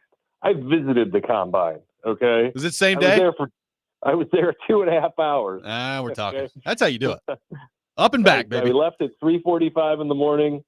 I was back in the car by 11, back in Nashville by 3:30. Did you at least get like some Shapiro's Deli on your way out of town? No, we had to be back for the 4 o'clock news. Wow, that's a veteran move. Arby's? By Corey Curtis. I do like Arby's. I think Arby's is vastly over-attacked.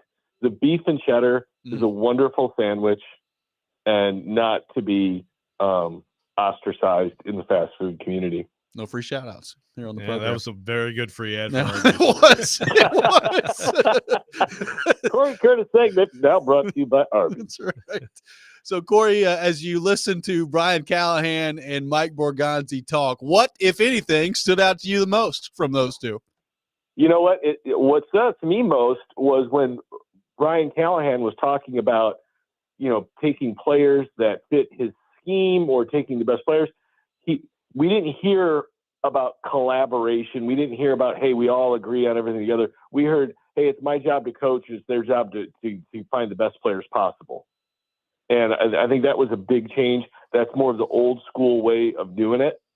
And I think it's the better way of doing it. You find the best players and then you go play with them.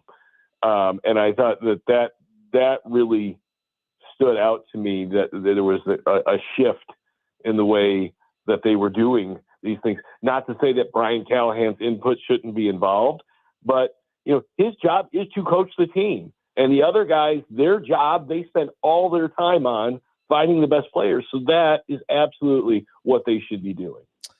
Yeah, I don't know. I might have to disagree a little bit with that. I guess it depends on, it's probably maybe a matter of semantics here. But, I mean, I get that we're all sick in this town of the word collaboration. Yes, we are. But okay, Ken Wisenhunt had to have Dorial Green Beckham, all right? And he had to have Bishop Sankey, okay? When you allow the non-personnel people to pick the personnel, okay, it generally doesn't go great. Okay, well, in 2016, Mike Mularkey said, John, I really think we should. I really think we should do Derrick Henry. I know you don't want to do Derrick Henry, but I've been talked into it by Blake Bedingfield. I really think we should. And they took – I mean, I'm sure you can find plenty of examples both ways. What's that? But what did you just say? I've been talked into it by – well, by one of their main scouts. Well, of course, but that's still the coach. I guess what I'm saying is because nobody talked Wiz into Dorial Green Beckham. That's true. No, well, that's fine. But now we're talking about different things, right? You're talking about a coach who oversteps. Yeah, I'm still saying I want my personnel people absolutely working closely with my coaches. I want Bill Callahan. I'm not drafting offensive linemen that he doesn't want, for example, right? I want their input. All right. I want their input, but I don't want them making the picks. Okay. Yeah. I mean, that's fine. Yeah.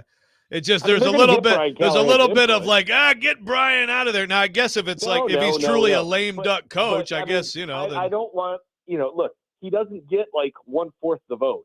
Okay. He gets his input. Brian, what do you think of these quarterbacks? This is what I think. I think we can do this. I can think, thank you.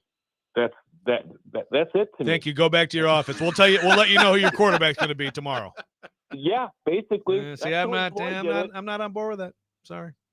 Okay. I'm also not an NFL, executive. So I guess maybe that's why. Yeah, not yet. Right. Still, it's coming down the pipe at some point here. I do have a fantasy football team, and no one gets input on my selection. That's right. That's right. No doubt. So, Corey, the quarterback movement, or I guess lack thereof, has begun. So Stafford is back to the Rams, so he's not going anywhere. Apparently now the Giants are I guess, entertaining the idea of Aaron Rodgers. So we'll see what happens with Darnold after all that. But Derek Carr looks like he's staying in New Orleans at the Saints. So I'm looking at the veteran options, some of which are dwindling right in front of our very eyes, and not loving what I'm seeing out there right now if I'm Tennessee Titans. Look, there are a couple of people who are loving what's happening. And number one is Sam Darnold, because his price tag just keeps going up with each one of these guys staying. All right. Because now there are a bunch of teams basically competing for one guy. All right. And then the other guy is Cam Ward, because, there are the competition for him at one is ramping up too, because, there are teams that are just, that were in the market possibly for a veteran. And now that market outside of Sam Darnold is gone. And you still have to be convinced that Darnold, for the amount of money you're going to give him, is the guy who can take you, where you need to go. And I think it also, I heard your earlier segment, talking about drafting quarterbacks. It just goes to show you how difficult it is to fill that position. It's terrifying to turn your back on a guy who can produce, because you can be the Chicago Bears and be looking for that guy for 50 years. What else, Corey, from last week, whatever it may be, whether it's prospects, interviews, just moves around the league. There've been, we're seeing some things actually move. Yeah. Really, really jumps out to you right now. Well, obviously, the Stafford and Carr things were big, from seeing how those dominoes start to fall. It was interesting. Deebo Samuel goes for what, like a fourth or a fifth? To the Commanders? Fifth, yep. Yeah. And, Deebo Samuel is a good football player, but can't stay healthy. You could argue with his fitness level. I mean, is that fair? Yes. From some of the reporting out there, yes. Yeah. I mean, so look, I don't blame Washington for going after him, but you would have thought the return might be a little higher for a player of that caliber, but it just goes to show you kind of, where he is at, with right there, and as far as the combine goes, it is amazing the swings that can happen when guys don't even work out. Did Abdul Carter work out? He did not. No. Did Cam Ward work out? He did not. Yet in 4 days, we go from, oh my gosh, the Titans are taking Abdul Carter, to, oh my gosh, the Titans are taking Cam Ward. Well, so to that point, the injury stuff with Carter, it's the stress reaction. We have gotten a lot of people that want no part of the Titans messing with quote unquote injured players. Now, I would argue it's football. You're going to have a tough time finding players that have never been injured before. And this has not been, some stress fracture yet that he's had to deal with. So when you heard the Abdul Carter stuff, what did you think? And does that influence the way you view him? It really, look, I'd have to know more about the injury to the foot. But if you recall, Derrick Henry had a stress fracture to the foot, and he somehow has pulled through to the other side and done okay. Not everyone has the same difficulty Javon Kurtz and Kevin Dodd had with that injury. Now, feet are tricky because the veins and the muscles and the bones are all small, and so they're tougher to heal sometimes. But, I mean, they're not even recommending surgery for this. Look, I was thinking about this before I came on. As you look at the top 4 picks, because the Titans have those top 4 guys all visiting, it's obvious one of those guys is probably going to be in two-tone blue, and unless they trade way back. You think about what's the chances that they're going to be a successful NFL player. I would say I would put 90% that I think Abdul Carter is going to be a really good player. I would put 99% on Travis Hunter is going to be a really good player. I'd put 50%, maybe 70%, somewhere in between there on Cam Ward, and I'd probably be 50% or a little lower on Shedeur Sanders. Wait, 50. Okay, but 50 to 70 on Cam Ward being what? Yeah. Being what? A good football player. Being a good football player. I like Cam Ward. Like a quarterback, you'd be happy that you took number 1 overall. I'm getting there. I've watched his tape, and I like what he's all about. Picking that position is terrifying, as you talked about. but that can't. Without that position, you're nothing. Okay, so you can't let past failure dictate. Well, we're not going to take a quarterback because this guy didn't work out. It's got nothing to do with it. All that matters is your evaluation on this player. All right, this player. I totally agree with that. Yeah, if you trust this player is going to be a successful quarterback, then I don't see how you cannot take him. You have to take him because you don't know where you're going to pick next year. You don't know what's going to be available next year. All right, or the year after that. So if you have the chance, again, I'll bring up Floyd's name. I talked with Floyd back when they had a quarterback, and he said it doesn't matter if you have a quarterback or not. If you're picking and there is a franchise quarterback on the board, you take him. And so if you view him as a franchise quarterback, you have to take him. And there are a lot of people right now who apparently do. I think he looks pretty darn good. I think his track record is pretty darn good. I think his ability to adapt to new systems and to lead new teammates all look good. He's not about, his social media profile. He's not about his brand. He's about football. And as you talk about building a culture, that's what you want. You want a guy who's about winning and about football and about work. And as far as I can tell, and I've never met Cam Ward, but everything I've seen from him on his videos on Twitter and interviews that he's done, the guy's about football. And I'm going off on a tangent a little bit here, but that's why I'm so much higher on him right now than I am on Shedeur. I don't dislike Shedeur. I'm not overly impressed. I see Tyrod Taylor when I see Shedeur. Very interesting. I mean, I think the general consensus is that Ward has created some separation here as the draft process has gone along, but we'll see what that ends up meaning for the Titans and how those meetings go and so forth this week. Corey, thank you, sir. Appreciate you taking time to be with us today. Very good. And I agree with you. A second-round pick, and I like Gus Nyquist. That's a steal. I don't care if they paid 4/5 of his salary. That's a phenomenal deal. And if someone gives Barry Trotz a second-round pick for Michael McCarron, we should just give him the keys to the city and make him mayor. We'll just forget everything. Just Barry, we know it didn't go very well this year, but but you got McCarron. You just absolutely stole on this deal. And I like Michael McCarron. He is fine, but you can find Michael McCarron. Oh, I'm with you. It's interesting this time of year how different teams view players and what they're willing to give up. I'm very fascinated by what it's going to look like. Is there any difference between Michael McCarron and Yusuf Harsman? Different types of guys, but from a profile standpoint, both got pretty good size. Forward, skating on your third or your fourth line. Right. So you could find those guys, but yeah, some teams feel like a guy like that is all they're away from winning championships. It's called an identity line, guys. Yeah, it is. Okay. Well, yeah. You know what? How did that Tanner Jeannot trade work out for Tampa?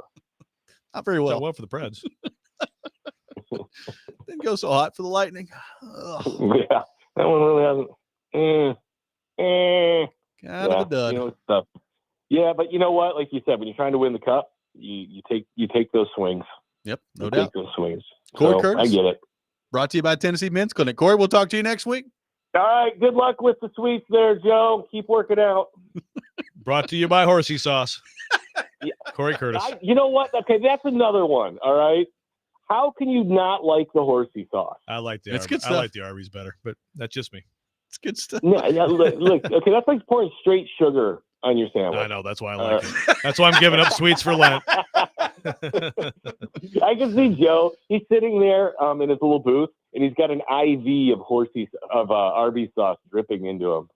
I could see that too. Lovely image. Thanks, Corey. And washing it down, dipping some Wendy's fries into his Frosty. Yeah. Oh, touching all the bases. I have done that. You know me too well. We'll see you, Corey. See ya. Later. Corey Curtis joins us every Monday morning at 8 o'clock. We'll react to what Corey had to say. There's some interesting stuff there on the end of the quarterbacks. He's seemingly a pretty big fan of Cam Ward. We'll get into that. Robby and Rexrode, 102.5, 106.3 The Game.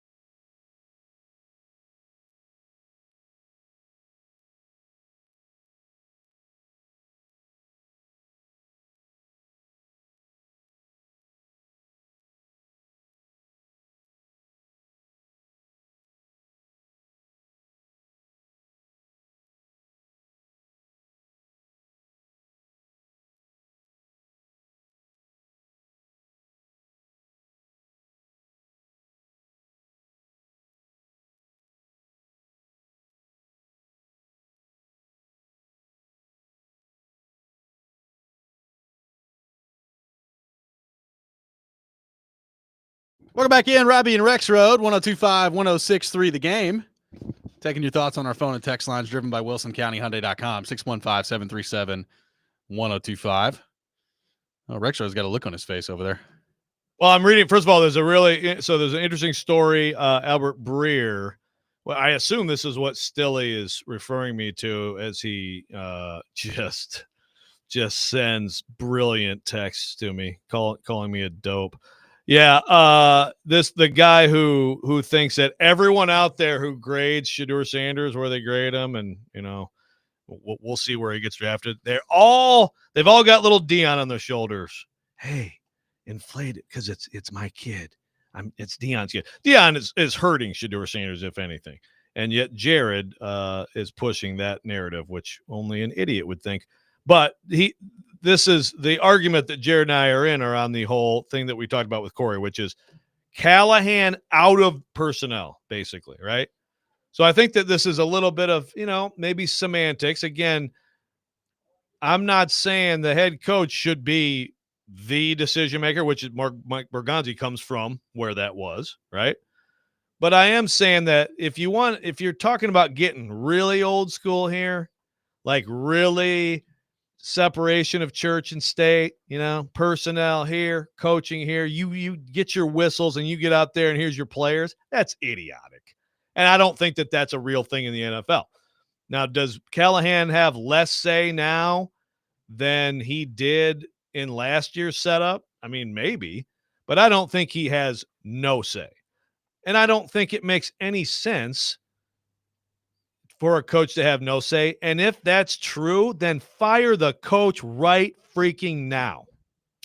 Well, yeah. I mean, I don't think he's got no say. I said this when the offseason began. Like, I'm not making my decision at quarterback moving forward for the future of the franchise with Brian Callahan in mind.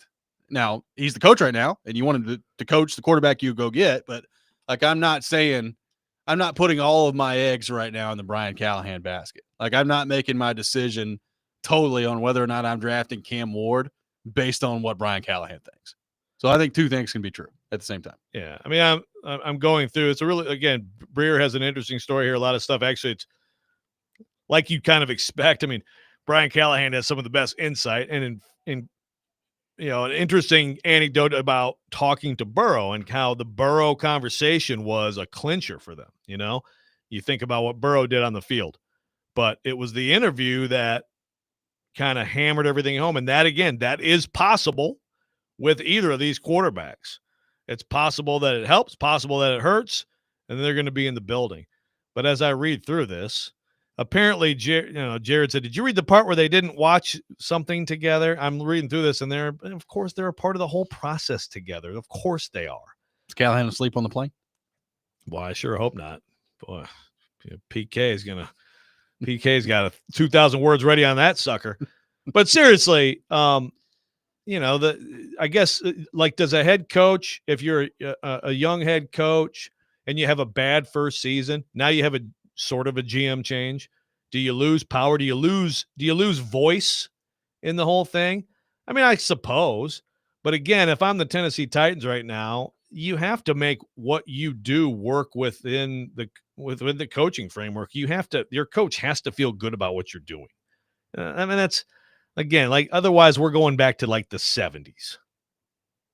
I'm just you brought up PK, and he's on a roll this morning of just calling people out on Twitter. So is he trying? See, he's trying to be the next guy to get in a fight with Jordan Schultz. I guess so. He 28 minutes ago, PK tweeted, "Just with me alone, Jordan Schultz has a record of quote unquote breaking stories I've already broken.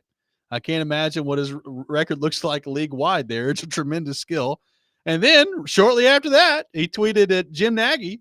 There's a tweet from Brandon Thorne about apparently every offensive lineman measured a 1/4 to a 1/2 inch shorter with arm length than they did at the Senior Bowl and at the Shrine. Oh, okay. So at the Combine, it was not the same measurement. So he tagged Jim Nagy, Koharski did, and said, "So who's measuring at the Senior Bowl and what's the issue?" He's just calling everybody out on Twitter this morning. I like it. Jim Nagy's leaving too, right? I saw that. He's becoming, where's he going? Bucks? Was that it? He's joining some team's front office. So that's an interesting move. Wow. So the Senior Bowl. I think it's Oklahoma. Yeah, it's Oklahoma college football. Oh yeah, you're right. OU. So the Senior Bowl inflates wingspan Hey, of Jordan, offensive linemen. Hey, Jordan Schultz, what are you stealing all my stories for? I mean, PK. Meet me at the Starbucks. Yeah, everybody out there in the NFL, now that they know that Jordan Schultz is the heir to the Starbucks fortune, wants him to kick their ass. I'm with you, PK. Hey, 2 for 1. Punch me too. I mean, you'd probably have a little lawsuit going. I will defend PK. Like I think you got a better chance of just beating the crap out of Rappaport than you do PK. I mean, you probably succeed with either one if you're Jordan Schultz, who apparently is a bigger guy than people anticipated. Yeah, based on the way that things went down. By the way, did you notice that a certain picture that was not supposed to be circulated publicly, it got circulated publicly? I noticed that. Wasn't us. Wasn't us. We did not do it. But just head on a swivel this morning. PK's going after folks out there. Get fired up, PK. Let's get you peaking by Wednesday morning. 615-737-1025, our phone number. A couple more thoughts to get to on the Sanders-Ward front. We'll get into Tennessee's big win over Alabama. Vanderbilt taking down Missouri over the weekend later in the program as well. All that coming up. Robby and Rexrode, 102.5, 106.3 The Game.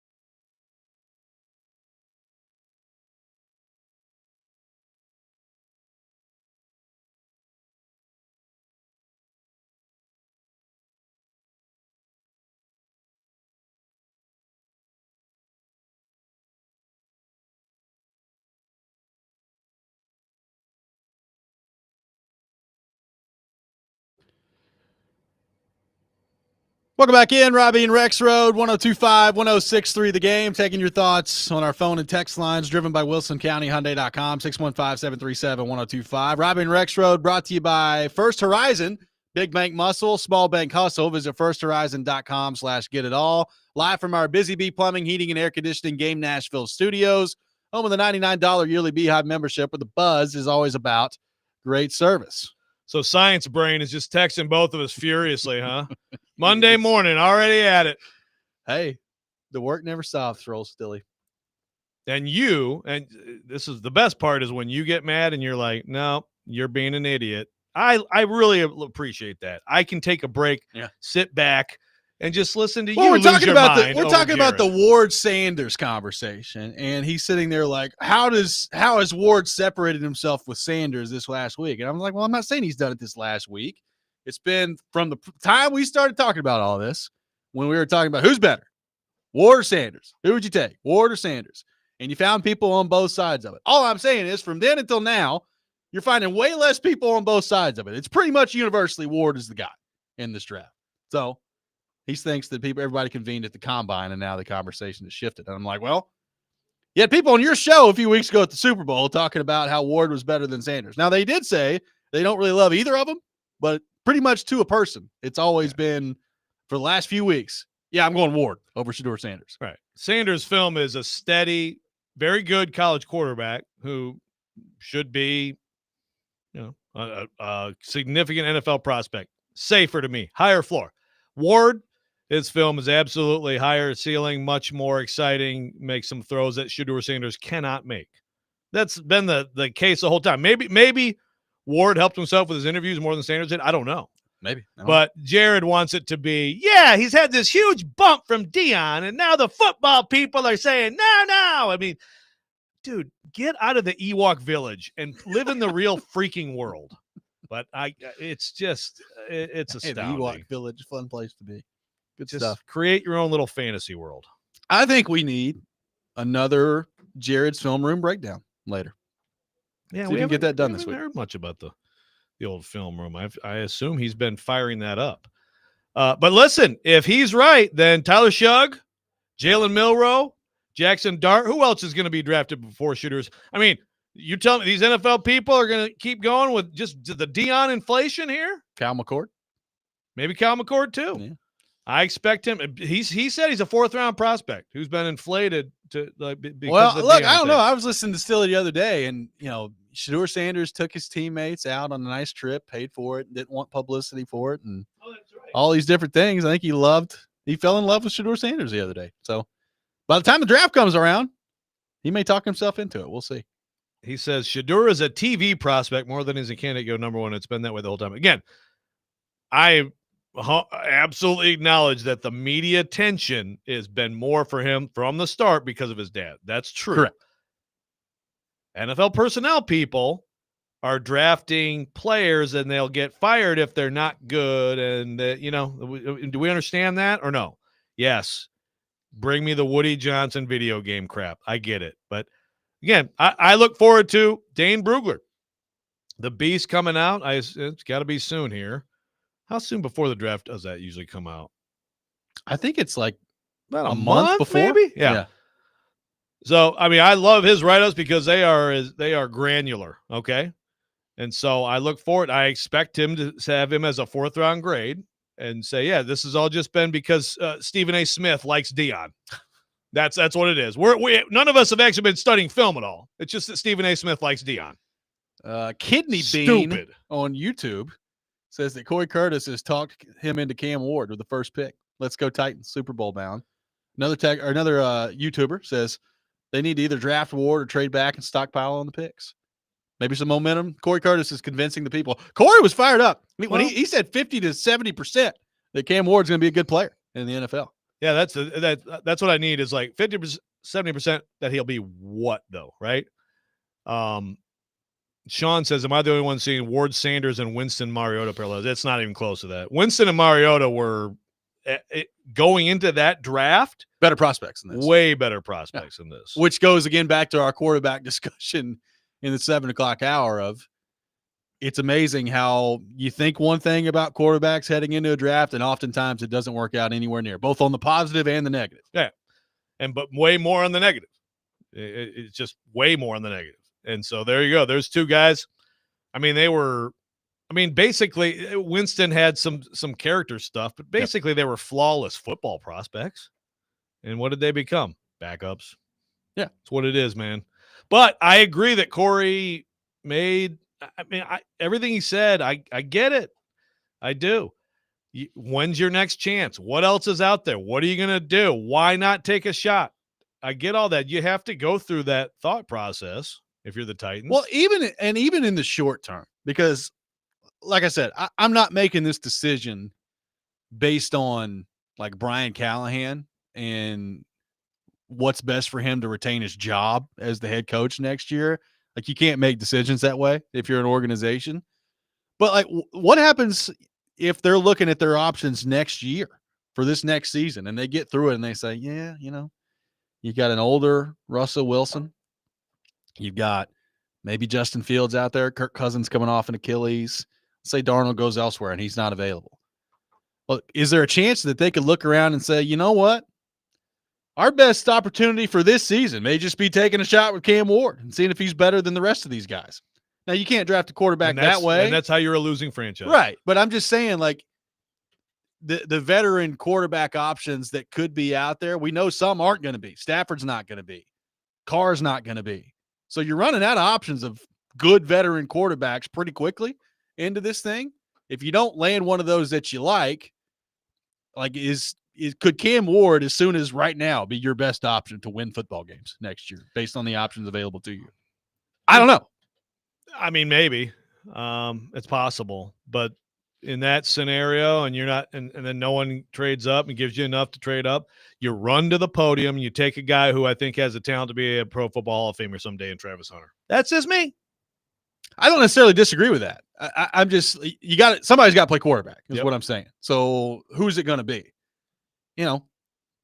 Is it the world's worst thing to have, I don't know, Russell Wilson as your quarterback next year? No, like, he'll have some games where he plays pretty well, and he'll have some where he's bad and he turns the ball over, and he's going to be an absolute cornball in between. So you got to deal with that. Yeah. Oh.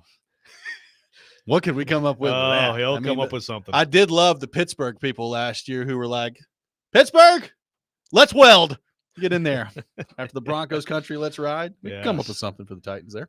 Titans country, let's oil. Do you wear the Oilers uniforms? Geezer's waving you off. Geezer's big thumbs down. Tally ho. We'll have to work on that. So, would that be the world's worst thing to have him as your quarterback for 1 year? No, not necessarily. Same thing with Cousins. But, I have no idea what Kirk Cousins got left. Now there's this conversation out that he was hurt last year beyond the Achilles and his shoulder was bothering. Well, that never ended up on the injury report, and apparently didn't tell anybody. So what is that? Like, is that just convenient now that you're coming up? I don't know. Like, I don't know. It makes me feel better about what I saw from him throwing the football because I was like, my God, what is going on here? Right. So I don't know. But there's a chance that Kirk Cousins has just fallen off the cliff and he's not a starting quarterback anymore, right? The Falcons are really pushing this idea that they actually want him to be their backup this year too. Mm-hmm. I just can't buy that, but they are pushing it. Maybe that's a lot of money to be a backup quarterback. Sure is. Mentorship. A lot of mentorship going on out there, which, by the way, I'm sure he'd be great at. Absolutely. He'd be a great mentor. For sure. 615-737-1025, our phone number. Tennessee, a huge win against Alabama. Vanderbilt knocks off Missouri. We'll get Rexrode's thoughts on both of those games coming up next. Take your questions as well. 615-737-1025. Robby and Rexrode, 1025-1063, the game.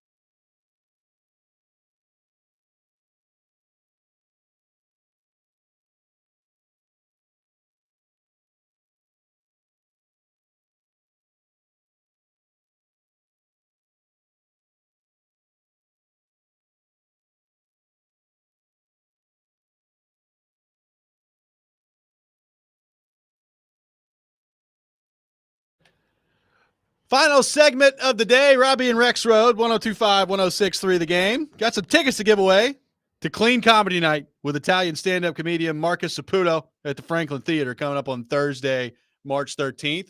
Be caller 3, 615-737-1025. Tally-ho!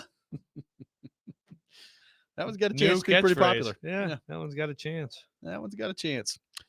Joey, big win for Tennessee over the weekend against Alabama. They win on a Meshack buzzer beater to knock off Alabama at home. Big implications in that game in terms of who could be the 1 seed in the NCAA tournament moving forward here. Tennessee gets it done 79-76 on Saturday. Great game, hard-fought game between both teams, and what a moment for Jemai Meshack and Tennessee to end that one. Huge win. Incredible to see Meshack have a moment like that. I think Meshack he's underappreciated nationally. I think, frankly, he's underappreciated by a lot of Tennessee fans. I think he's one of the best on-ball defenders I've seen in college basketball, and I mean ever. He is an on-ball defender who could go in the NBA right now and guard anybody on the perimeter. He is incredible. He's the ultimate glue guy. They should name a glue guy award after him. I thought he was going to be more of a shooter this year and bring out more of that offensive game. He can't find confidence, even though he's like a high 30s shooter, but that was his 15th three of the year. And as Nate points out on the text line, it was as Rick Barnes on the sidelines going nuts trying to call a timeout. Timeout! And he's like, why you won't give me a timeout? And even Ziegler was doing it too. And then they both look and like, oh my God, he just made that shot. It's going in. Pretty awesome. I mean, so if you look at Tennessee here, like when they lost at Vanderbilt, I was like, man, I don't know. For one thing, I didn't know Vanderbilt was as good as they clearly are. But I was like, yeah, I just don't offensively. What is this team? They've taken a couple losses at Kentucky, to Michelle Perry's delight. And it's just, I don't know. It's a weird matchup. But other than that, like since that Vanderbilt lost, there's those two, and then they lost the 2-point game at Auburn. They played them as tough as anyone. Other than that, they've been ripping through everybody. And they've been winning all these games. And so that's why they're in position to get a 1 seed, the first 1 seed in school history. I would not have guessed it would get to this point. But I'm starting to warm up to the idea that this could also be the first Final Four team in school history. You got to get Millwell. Hey, look, if you're a 1 seed, you have to be considered a contender, right? I mean, you're a 1 or a 2 seed. You are a contender for the Final Four. Milicic making shots. Gainey playing like he did the other day. Obviously, you got to get linear shots, and you got to have Ziegler's best night after night and be able to hit shots. His legs were not there at all last year at the NCAA tournament. Couldn't hit a shot to save his life, and eventually cost him. But they got a shot. It's the best offensive team in college basketball. Huge win for them. Huge win for Vanderbilt over the weekend as well. They take down Missouri in overtime. And I think, Joe, and you wrote a piece on this at The Athletic, pretty clearly in the NCAA tournament at this point. Now it's going to be how high of a seed are they going to be? How dangerous can they be when they get there? Great win for Vanderbilt. And what a great job done by Mark Byington in year one here. And, they're coming off Jerry Stackhouse and the disappointment, particularly last year with the way that played out. And to have them in this sort of a conversation in the NCAA tournament this year, pretty awesome stuff from Mark Byington. Yeah, with all new players. And he obviously can put a team together in short order, and he can fit pieces together, and he can coach. It's been incredibly impressive. He's right there. I think he's right there for SEC Coach of the Year. I think he's right there for National Coach of the Year. Vanderbilt, I believe, was picked 16th. I believe that's correct. And, they're 8-8 in this league, 8-8 in what might be the best league of all time. It really is that good. It's so good that 4-12 Oklahoma is still on the good side of the bubble. Okay.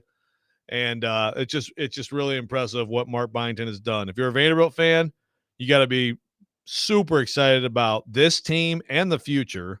And you just want to hear Indiana has hired someone, and then you move forward because look, I mean, he would not be too far down the list. They're going to try to get someone more established who's done more winning at the power level, but he would be somewhere. And also, of course, he and Curt Cignetti coached together at James Madison. Sorry to bring that into the discussion. Cignetti ripping a heater in the office right now, trying to get them to hire Mark Byington in there. I mean, if you guys, I know somebody you ought to go hire. Now, if you say that on Twitter, he will come after you. That's fine. So So I don't know. He's got his own team. A lot of people attacking each other on Twitter lately. Kuharski's all over everybody right now on Twitter. Maybe we can get Kuharski and Signetti somehow. Have Kuharski take some shots at Indiana football, see what happens. Gus Nyquist moved by the Predators to the Minnesota Wild in exchange for a 2026 second-round pick. That is the first domino to fall for the Predators at the NHL trading deadline. Deadline is Friday, so still a few more days here to get some things worked out, but we're starting to see activity pick up around the league a little bit. Look, I was kind of floored. They got a second-round pick back for Nyquist, so I think good job there by the Predators. Interested to see what other moves could be down the pipe for them this week and who else becomes available and who else other teams are interested in. Will you be shocked if nothing else happens? Yes. Well, shocked is a strong word. I will be very surprised if nothing else happens. I think there are a couple of guys, Colton Sissons being one of them. I think Luke Shin will have some interest out there just based on the style that he plays. I think there'll be one or two more moves this week. So we'll see exactly who they end up being. I think if you're Barry Trotz, like I'd be checking on that guy. I threw it out on Twitter the other day, and I stand by this. Like, if I could get somebody to take Tommy Novak, I'd do it. I would throw that out there. There was interest in him last year before the Predators signed him to the contract. Now he's got a new contract. It's not a huge number, but I'd be shopping everything's around. He also hasn't made himself a more exciting prospect. Get in line for that time. Predators who have had bad years. So I get that. Yeah. So we'll see what that looks like. Yes, most, no doubt. Preds back in action tomorrow taking on the Bruins, and then they're back at home later this week. That does it for us today here on the program. Hope everybody has a wonderful rest of their day. Chasing Big Joe is coming up next. You're listening to 102.5, 106.3 The Game.